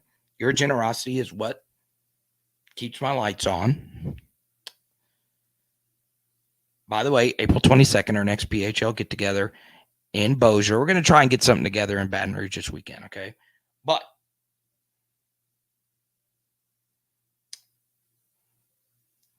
let me say this. One thing about great players. I go back to Bryce Young's Heisman Trophy speech. I'm a Bryce Young fan asterisk because he is obviously from Alabama, but he's short. So that's obviously a tough thing to overcome as a quarterback. But Bryce Young was a quarterback who is also a five-star recruit who came from one of the best high school football programs of all times. Okay. And he went to go play for Nick Saban in Alabama. All right. But Bryce Young said at the Heisman Trophy speech that nobody believed in him. Okay. Which is just not true. Every recruiting service had him as a five-star. A lot of people believed in him. A lot. The truth is great athletes, and LSU is a good example of this. Okay. Because if you see Angel Reese, she'll say, well, she said this after the game. You guys didn't believe in us. You guys. No, there's a lot of people that believed in Angel Reese. A lot of people. But some didn't. Some call her names. But honestly, most people love the Bayou Barbie. But great athletes do a good job of putting that proverbial chip on their shoulder. It's the us against the world mentality. Okay. Let's go to Jackson. Nice super chat here. Both Newcastle and LSU take care of business this weekend. Hands up emoji. There you go. Newcastle United. Now, I will say this, because I knew at some point there would be somebody that would bring some EPL mess in here. Oh boy, Liverpool, my Reds. What the heck happened this last weekend? Okay. Are you kidding me? Are you kidding me?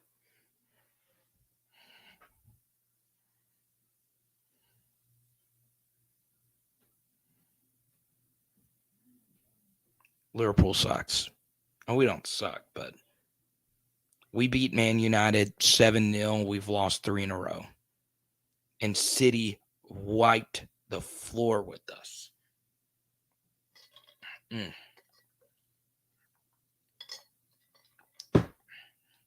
still believe in Klopp, but we're old. We are washed right now, bro. Washed. But more importantly, LSU took care of business. Thank you so much, Jackson. I really appreciate it. And who did Newcastle play this weekend? Let's see. Jackson, if I lose all my viewers, guess what? I don't care. Because I would love to talk. Oh, y'all played Man U. I really had no clue. I was all women's basketball this weekend. And one practice video. Okay. Y'all played Man U and you 2-0'd them. Oh, there was 2 late goals too. One in the 65th and one in the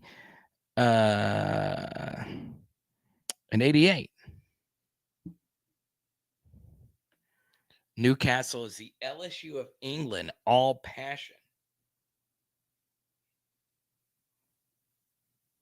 I'm not going to say anything else. Yeah, I guess you did super chat. But you're all right. Newcastle fans are die hard. Shout out to you, Alan Shearer. Somebody needs to get Alan Shearer, the famous Newcastle number 9, a Joe Burrow number 9 uniform. Or a Jordan Jefferson, Marcel Brooks, John Diar's number 9 uniform. But get him a number 9 uniform.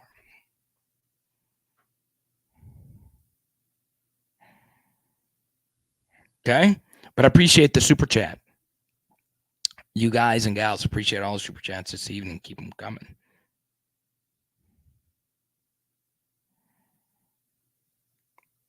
Plus, everybody hates LSU for some reason. I'm never a race card guy, but it is interesting to note that only white people are saying negative stuff about Reese.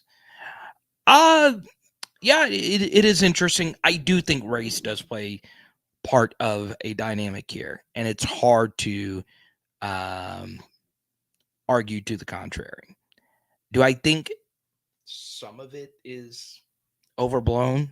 Yeah, I think so. But still, when they see someone like Angel Reese be boisterous and exuberant, it makes some people feel uncomfortable. And that's part of it. You know, you remember those people that make you feel uncomfortable. And I think this was a huge step forward. I really do. But yeah, there are some dynamics here. Greg, what's good? Good to see you.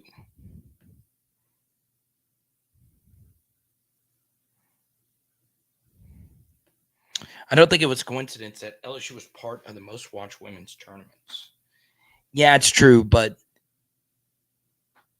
I mean they had the perfect storm this weekend.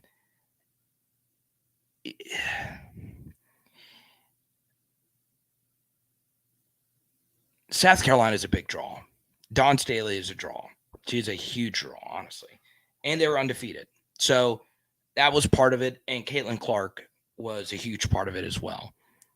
But overall, if the LSU letters are there, one thing I'll go back to, and you have to really listen closely to Kim Mulkey's press conferences.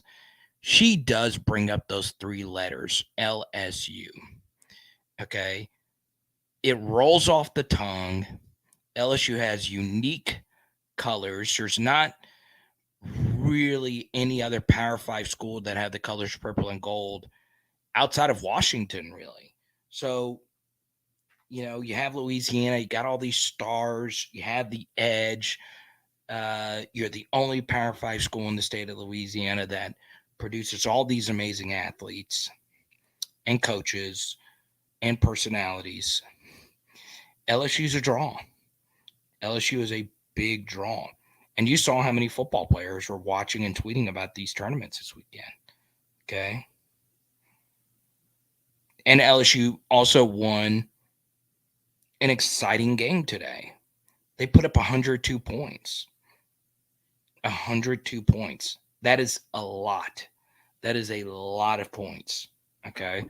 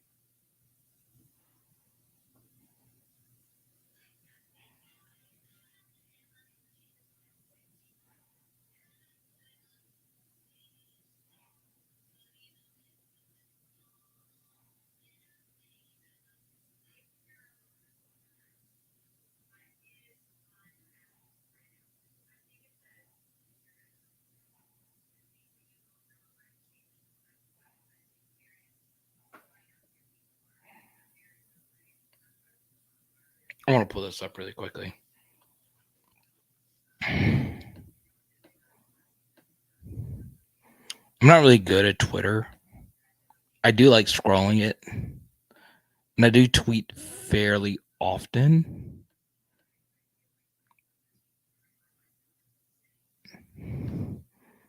But I tweeted this out, and it's getting spun around quite a bit. I love this. I know everyone's freaking out over that photo, but this one is epic too. Look at this. That is so great. I just love that.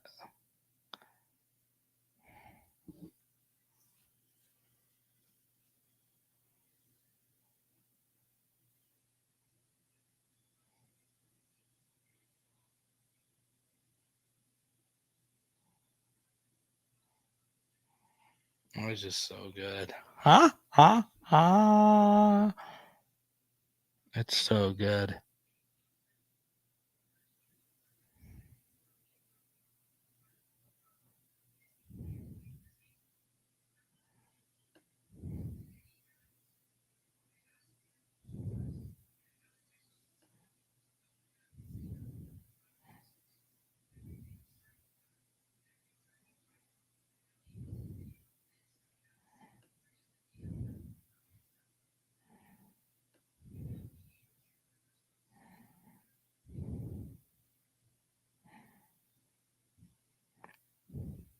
I like how Ellie Mom said it. No, we know what you mean.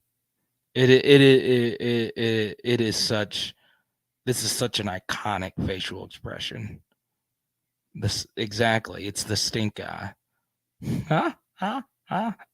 It's so good. Exactly. It is. It's wonderful.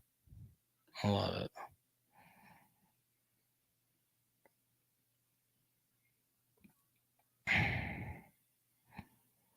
Now, here's what we're gonna do. Okay. I have a lot of stuff I gotta comb through tonight. Lots of photos from this weekend that I've not yet posted. It was so freaking cool to go to a Final Four. Really was. Um,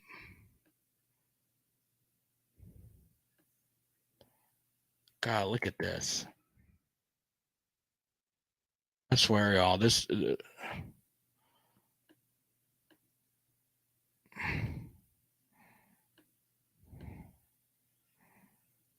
mean, look at that crowd, man.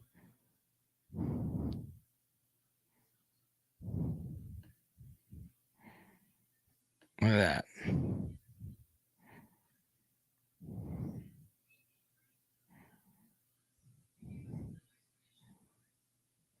Unbelievable.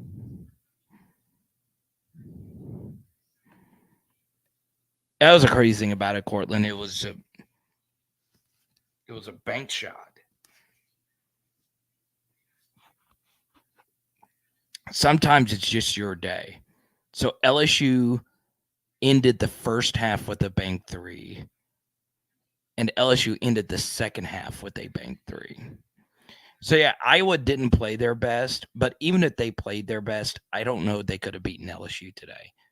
I mean, we were hitting everything.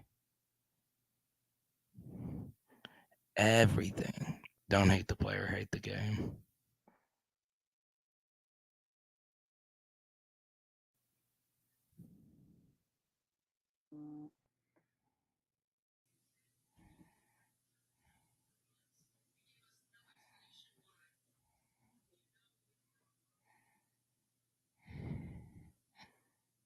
Now, I will also say this. All right. My thoughts go out to the PHLers in Little Rock, Arkansas. Really brutal tornado. There's a tornado in Mississippi. I just had a viewer in North Louisiana say that some bad weather is heading their way.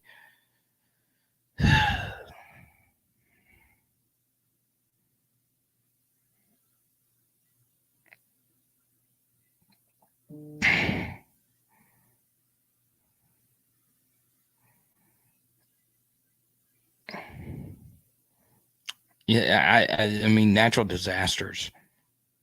It just sucks. Um, it really does suck. One of the comedy clubs, Looney Bin in Little Rock. I used to go there all the time. Place got wrecked this weekend. It's tough.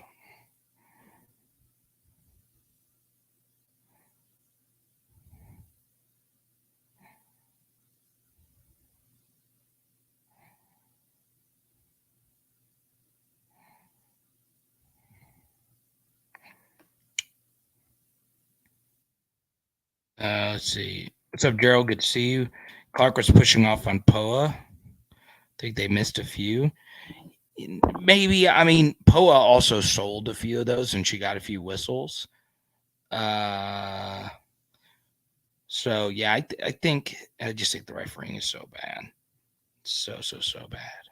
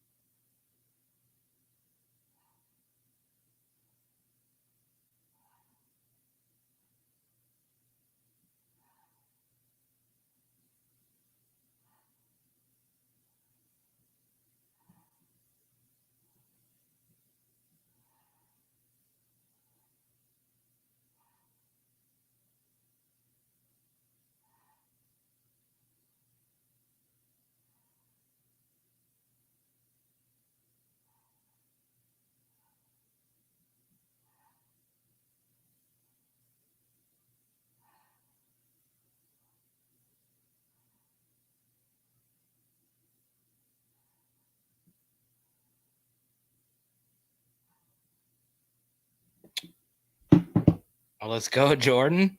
Looks like we're going to be hanging out for a little bit. Let's go. Huh? Huh? Huh? Look, Jordan made the photo his avatar. So Jordan's kind of one of my favorite PHLers. I know he just dropped a 50 burger, but it's also because I just like him. I love it. I freaking love it. I couldn't make that facial. I don't think I could do it. I had tried 1,000 times. Big Mook, baby. Let's go. Ah, ah, ah.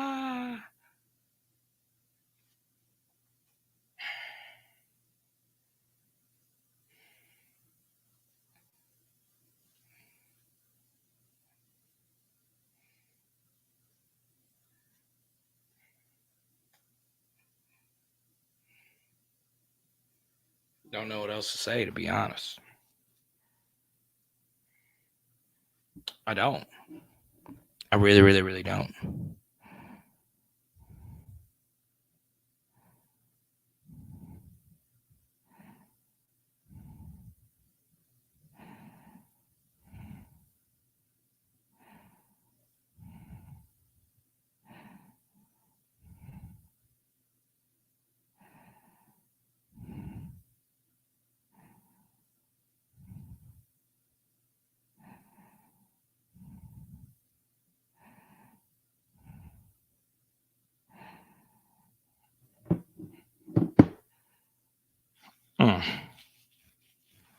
What a day.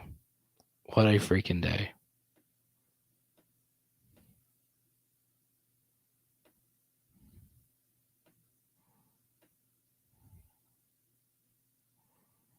Big Mulk. Let's go. Let's go.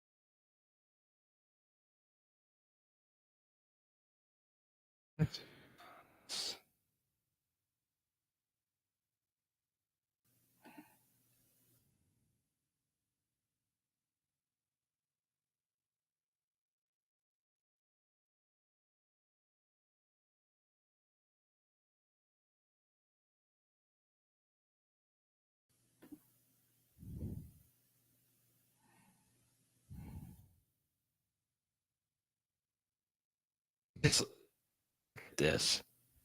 I want you to see this, Jordan, and everybody else in PHL Nation. She's just so interesting. Look at this.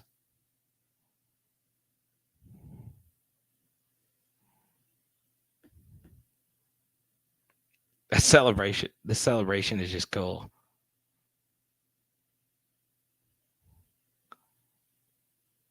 That's so cool. I mean,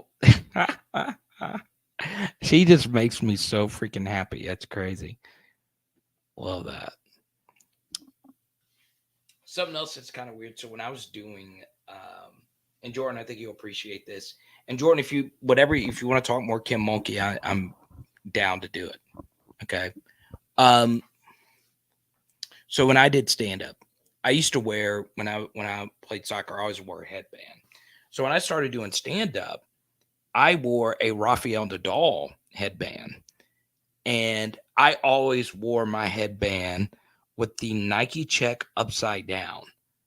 I don't know why I did that, but I quit wearing it a long time ago, moved to just wearing whatever. And it made me so happy when I saw the LSU women's team started doing that as well. I was like, that's so cool. Wear the Nike check upside down. It's just cool. So, yeah, I'd have to go find like an old photo of me doing that. Unfortunately, that is the case. Basketball is known for ticky-tack fouls. But yeah, a few more things here on Kim Mulkey. Okay. I know it's hard for people, and this is something that I will always say about sports. Okay. There's obviously some athletes that we love.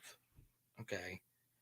But unless you are family members or unless you like really know these people, um, whoever the athlete may be, try your best to not just fully get immersed with someone and blindly just support someone just for the sake of it. Okay, because they're a coach of your team or whatever. Because look, we probably disagree with a lot of what athletes and coaches that we support have done in the past have done. So I know a lot of you probably had this happen. It's happened to me. Hey, do you not disagree with what so and so has said or done in the past? Well, yeah. There's always I'm never going to 110% agree with every single thing my favorite athlete has done in the past, right? What my coaches have done or said in the past. It is an impossible way to be a fan of sports because the athletes and coaches are humans too. Okay. So this is probably going to happen because a lot of your work friends, whoever you may be, are going to see tomorrow that you rock the LSU polo, or they saw that you posted something on Facebook about your favorite team winning a natty.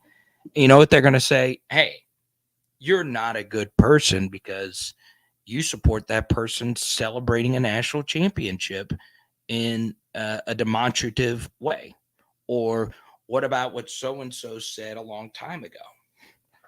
It's a hard way to be a sports fan that way. It is really, really, really hard. Now, it's not me saying, hey, let's absolve let's absolve people from what they've said or done in the past. But, you know, that's what makes art and entertainment complicated. It really does.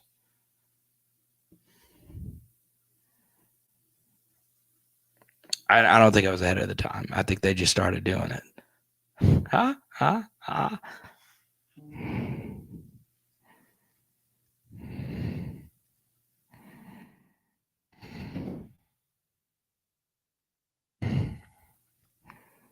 So Brandon wants to talk some D-line rotation going into next year. Going once again, it's your super chat. You throw a question this way, we're going to go straight to it, man.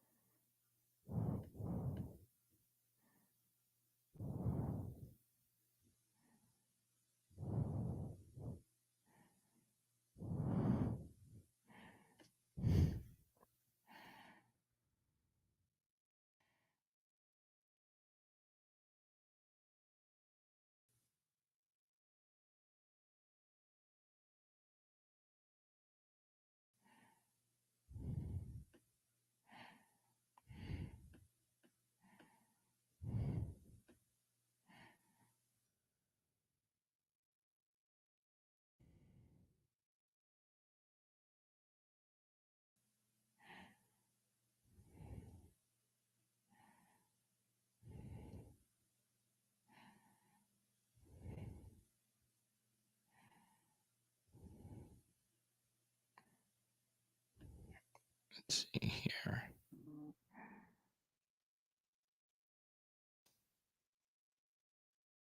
Like Iowa looked over LSU and it showed, and for the love of God, ESPN needs to get better anchors. Yeah, I mean, I don't know if it was overlooked. I mean, LSU played just way better than they did, right? Um, look, the first thing is Iowa from Friday night was in a worse position than LSU. Okay. Because LSU did not play their best versus Virginia Tech. And the dangerous thing for Iowa going into today was Iowa played their best game versus South Carolina. They were better, even if they didn't win the game. They played their best game versus what had been the best team up to this point. Okay.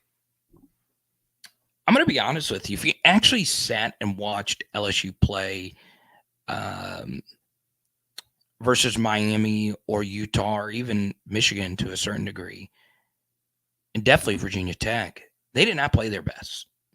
Today, they picked the right time to have by far their best performance on the season. Okay. So I don't think Iowa overlooked LSU.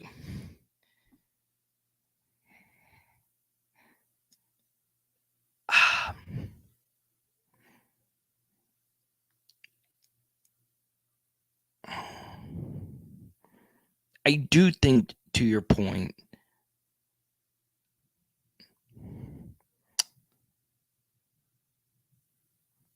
that you see, overlooked is tough. Like it's tough to say so and so overlooked somebody because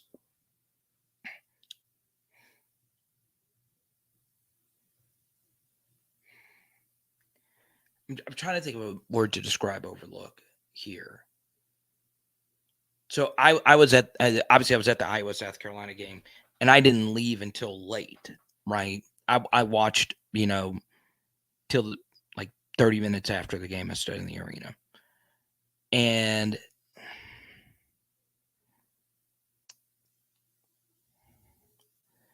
it did seem that win was not over celebrated, but it was tougher for them to turn around and play that game. Okay. And I saved this point towards the end of the live stream, but I wanted to bring this up here. All right. One story that was not talked enough about, and it won't ever be, because all of what happened here is going to overshadow everything else LSU did in the tournament. But one story that was very strange was what happened on the Virginia Tech bench. Okay. So apparently there was a player on Virginia Tech's team that did not come out with the team in the second half. Okay. I need to go reread everything on the story to see if anything else has come about this or if I'm just totally wrong on this. But there was a Twitter back and forth between Angel Reese and one of the players for Virginia Tech. And I truly do believe Angel Reese, being unapologetically who she is and being brash, gets into other teams' heads. Okay. And it when you're in the arena or when you're on the floor, you can feel her presence. Okay. Now, once again, you can't, the double doubles are one thing. She's going to be the NCAA record holder for double doubles for a long time. It's going to be really hard to break her record. But her being on the floor, you could just feel her presence at all times. The Bayou Barbie. It's a very strange thing, right? Because you can't really quantify it. And I think her celebrating the way that she did towards Caitlin Clark is just who she is.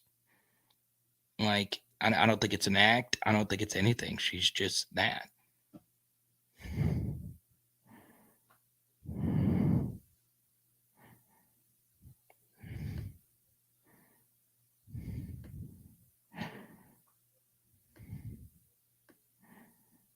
Let's see here.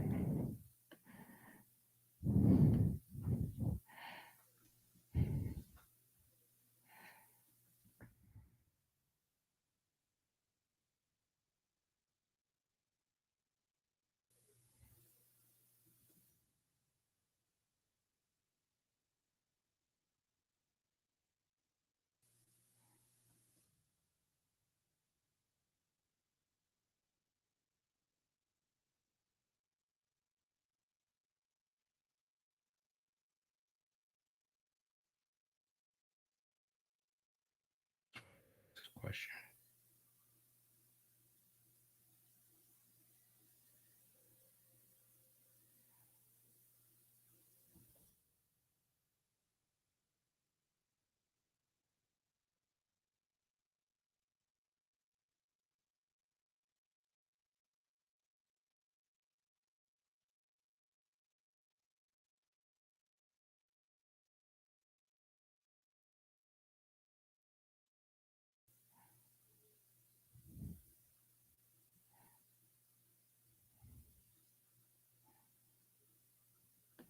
That state team that beat UConn then lost us out.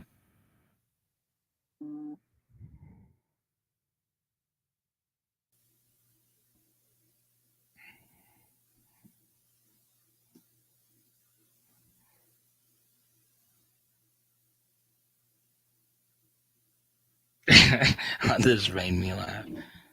Oh, man. Let's go, Matt McMahon.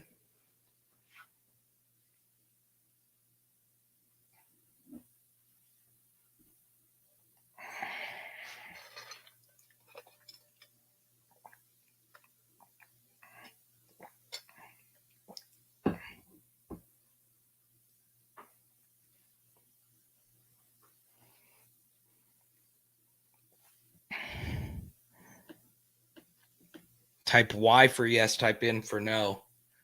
Is your fit as cool as mine? Type Y for yes, type N for no. Is your current fit as cool as mine? I still got my $38 price tag on this thing. Sure, it's going to $38. I got caught up in the hype. Now, if we lost, I probably wouldn't buying this shirt.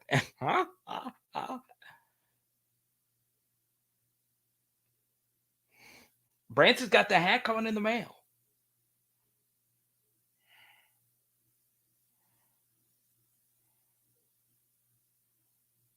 Watch out.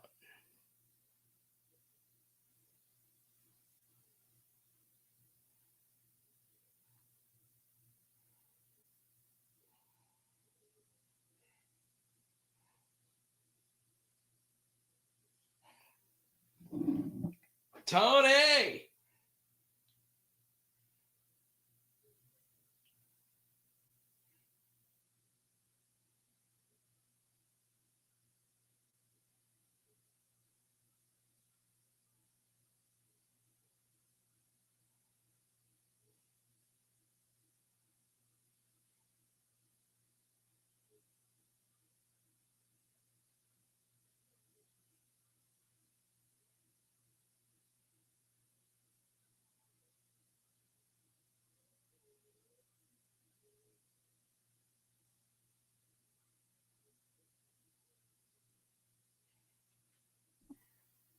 How cool is this? A few of you have sent me this.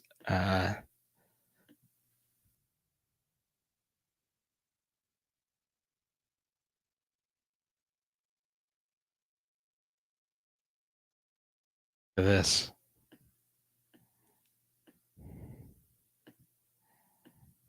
Empire State Building, purple and gold. That's cool.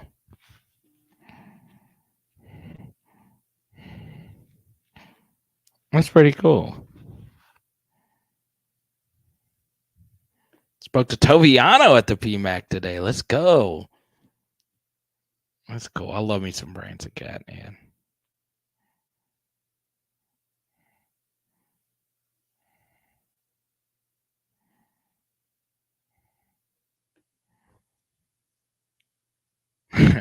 Matt McMahon's like, oh my God. He's going to call up Angel Reese saying, do you want to do something pretty freaking awesome? Come play for me too.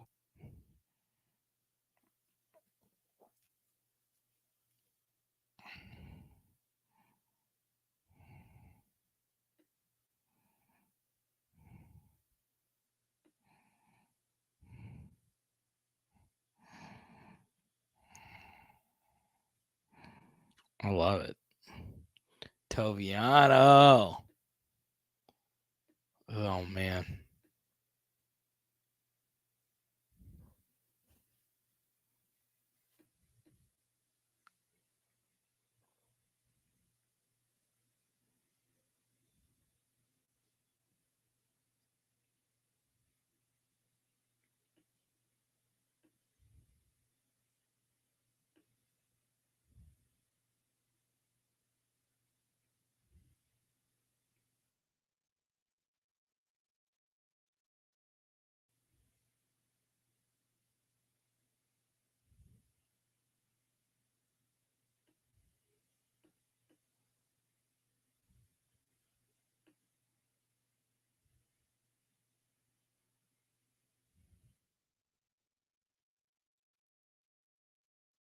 So,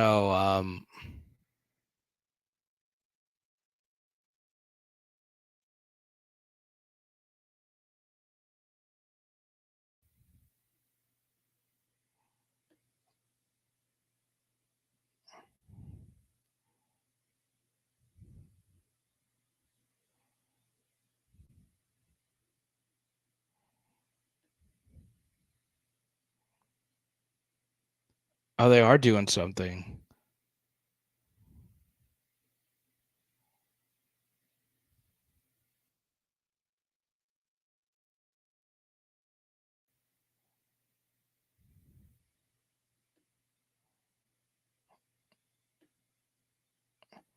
Let's go to Carvis Super Chat. I'm trying to find a way to get this LSU Lady Tigers logo on here. Actually, let me just do this. Women's.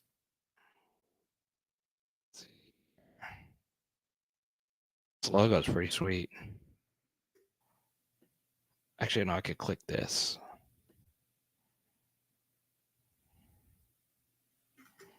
This whole thing is just sweet.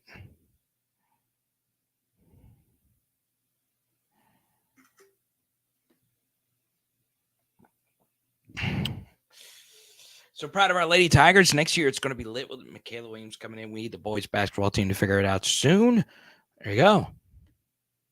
Don't forget, Michaela Williams will be hanging out with yours truly and Patrick Queen, Jeray Jenkins. It's going down at the Arklatex Sports Cards and Memorabilia Show. I'll be set up there all day, April 22nd, 10 a.m. till 5 p.m. I'm going to be giving out some cards, including some Joe Burrows. So come hang out. April 22nd. The two guys to the left know Joe Burrow. And the young lady to the far right is going to play in the WNBA. So Michaela Williams will be there.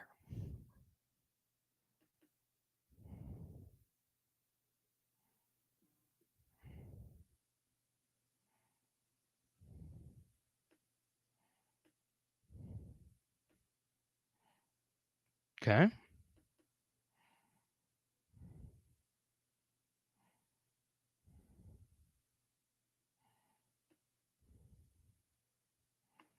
This is what I was trying to load up here. Type Y for yes, type N for no. Do you like this graphic? I love it. Dallas, you got the star. I like the national championship logo. Very simple star, Dallas Stars, Dallas Cowboys, Lone Star. Kim Mulkey's from Texas, so you got American Airlines Arena in the background. National champions. Very cool logo. I like it. Very simple.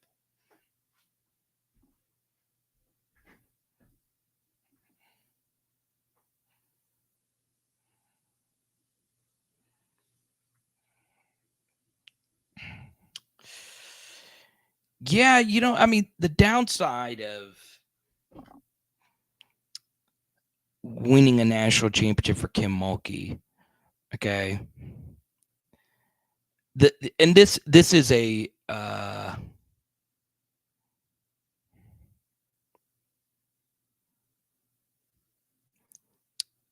this is something that I think it's kind of complicated because I was celebrating that LSU didn't have a national championship in men's or women's basketball previous to Kim Mulkey getting there. I mean, Kim Mulkey's arguably the best coach ever. I think Gino winning 11 and Pat Summitt winning 8 obviously changes the dynamic here. And Kim now has 4 national championships. But there is something to be said when Brady won that 7th Super Bowl, but this one was with a different team. There's something to be said about going to win a national championship somewhere else, right? So Kim is just a transcendent coach. It's hard to win at multiple places. So Kim is like just a next level coach. I think the issue is her winning this national championship it's going to make us look at like Dale Brown and Sue Gunter and Van Chancellor as failures, right? But they're not. I mean, they won a lot of games, and it's really hard to win a national championship. It's really, really, really hard. Okay. We have a men's national basketball championship in 1935. Oof. Yeah, different people have different opinions about that one. But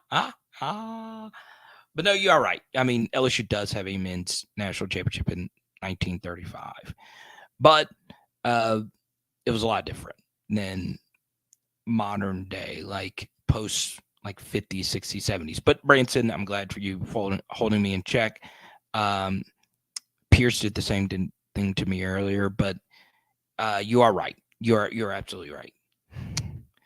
But obviously, it's a little bit different than, let's say, like more modern area.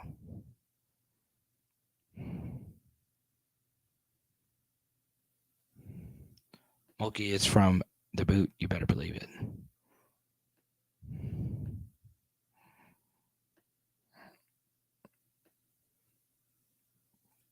But there you have it. Now, here's what we're going to do. In the next 5 minutes, we are going to answer as many questions as we possibly can. But if you super chat, we'll keep chatting all night long. Or if you go get yourself a piece of PHL merch, I'll show you this. Bang, PowerLSU.com. There you have it.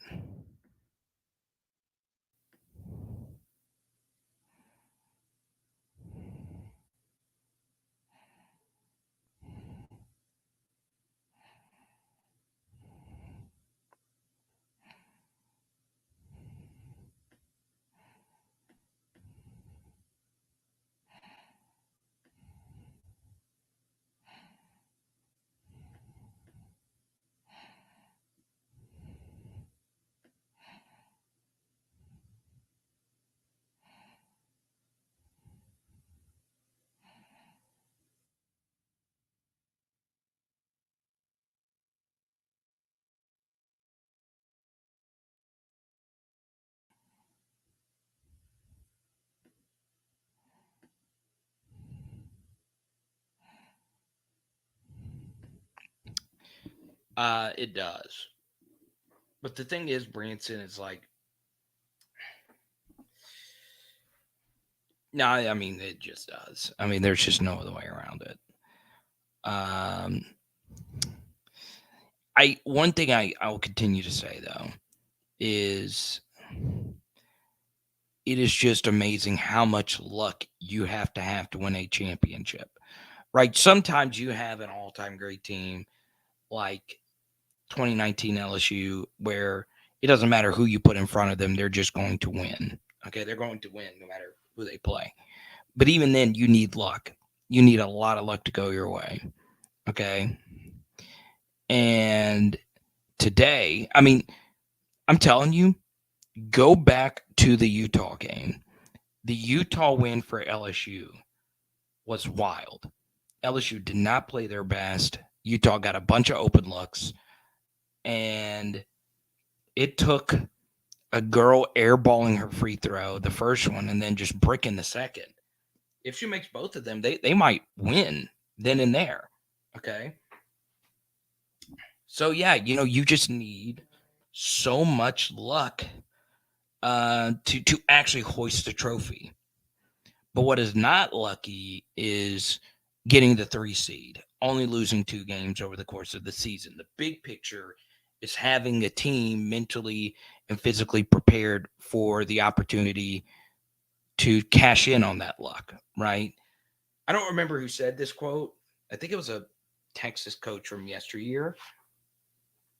Luck is when preparation meets opportunity, right? And if you prepare and you put yourselves in the right opportunities, luck can go in your fashion, right? Like here's a good example of it. The Jasmine Carson did not score in the 3 previous games leading into this game. Did not score at all. 21 points. Perfect shooting. LSU ended both halves with banked in threes. Okay. We were lucky to play our absolute best in the championship game. Okay. I think we would have beaten South Carolina with the way we shot it today. So yeah, I mean, It's crazy.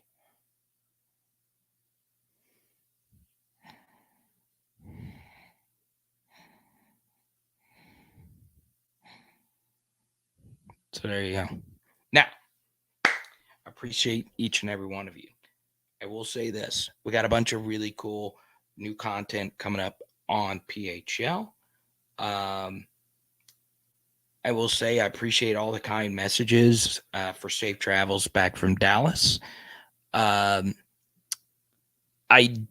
did stop by in Bossier City earlier today to meet with Ty Christiana, who puts on the Arklatex card show.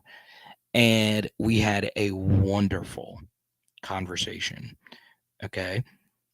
And yeah, it was obviously pretty awesome. Not gonna lie. So I'm really excited about April 22nd. I really am. It is a totally free event in Bossier City. But if you are in the Baton Rouge area and you want to hang out with yours truly, I love meeting viewers. I really do. I'm getting, I talked to Branson a fair amount, but I'm getting to meet Jordan Haddad this weekend. Pretty excited about that. Get to meet TJ Reed this weekend, our first super chatter of the evening. Pretty excited about that. So,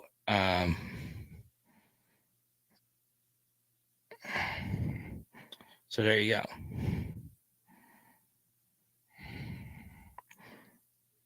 I'll answer this. D Moore, I really appreciate it. You've had a few good comments tonight. I meant to go to one a little bit earlier, but it gets crazy back here. South Carolina wouldn't have gave that much space to LSU shooters either. True. South Carolina is a better team than Iowa. Okay.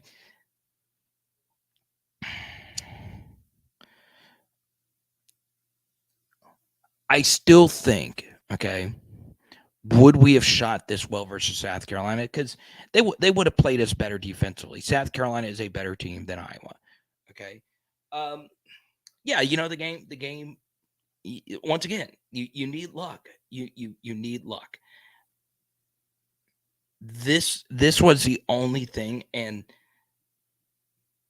I mentioned this. I think it was on Thursday's live stream, or it might have been Tuesday's. I don't remember, but the way everything just patched in, okay, I felt like Iowa was a great team to play South Carolina because they do have that one transcendent perimeter player, okay, in Caitlin Clark.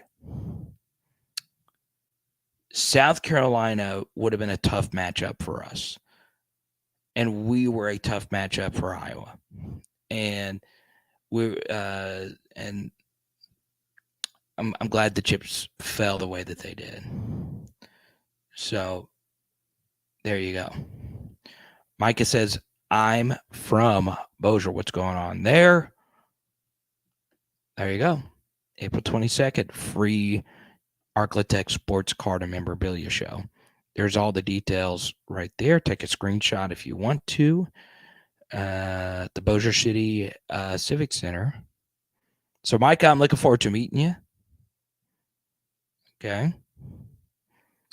But yes, South Carolina is the only team that has the athletes to match up with our athletes.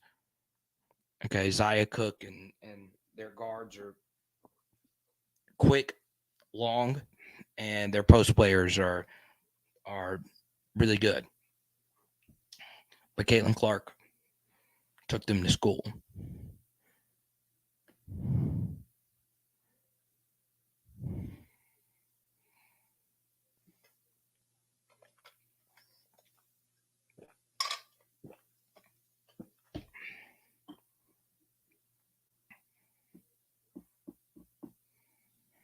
Now,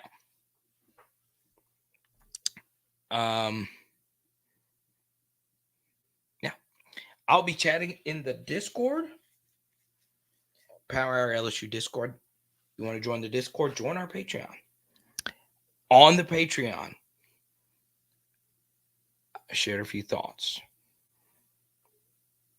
Just a few thoughts. Patreon.com/LSU football. We've done a few quarterback mechanic breakdowns there. So make sure you check it out, okay? It is Power Hour, LSU. Bam! And tonight, we're doing chicken enchiladas, baby. Let's go. Ha, ha, ha.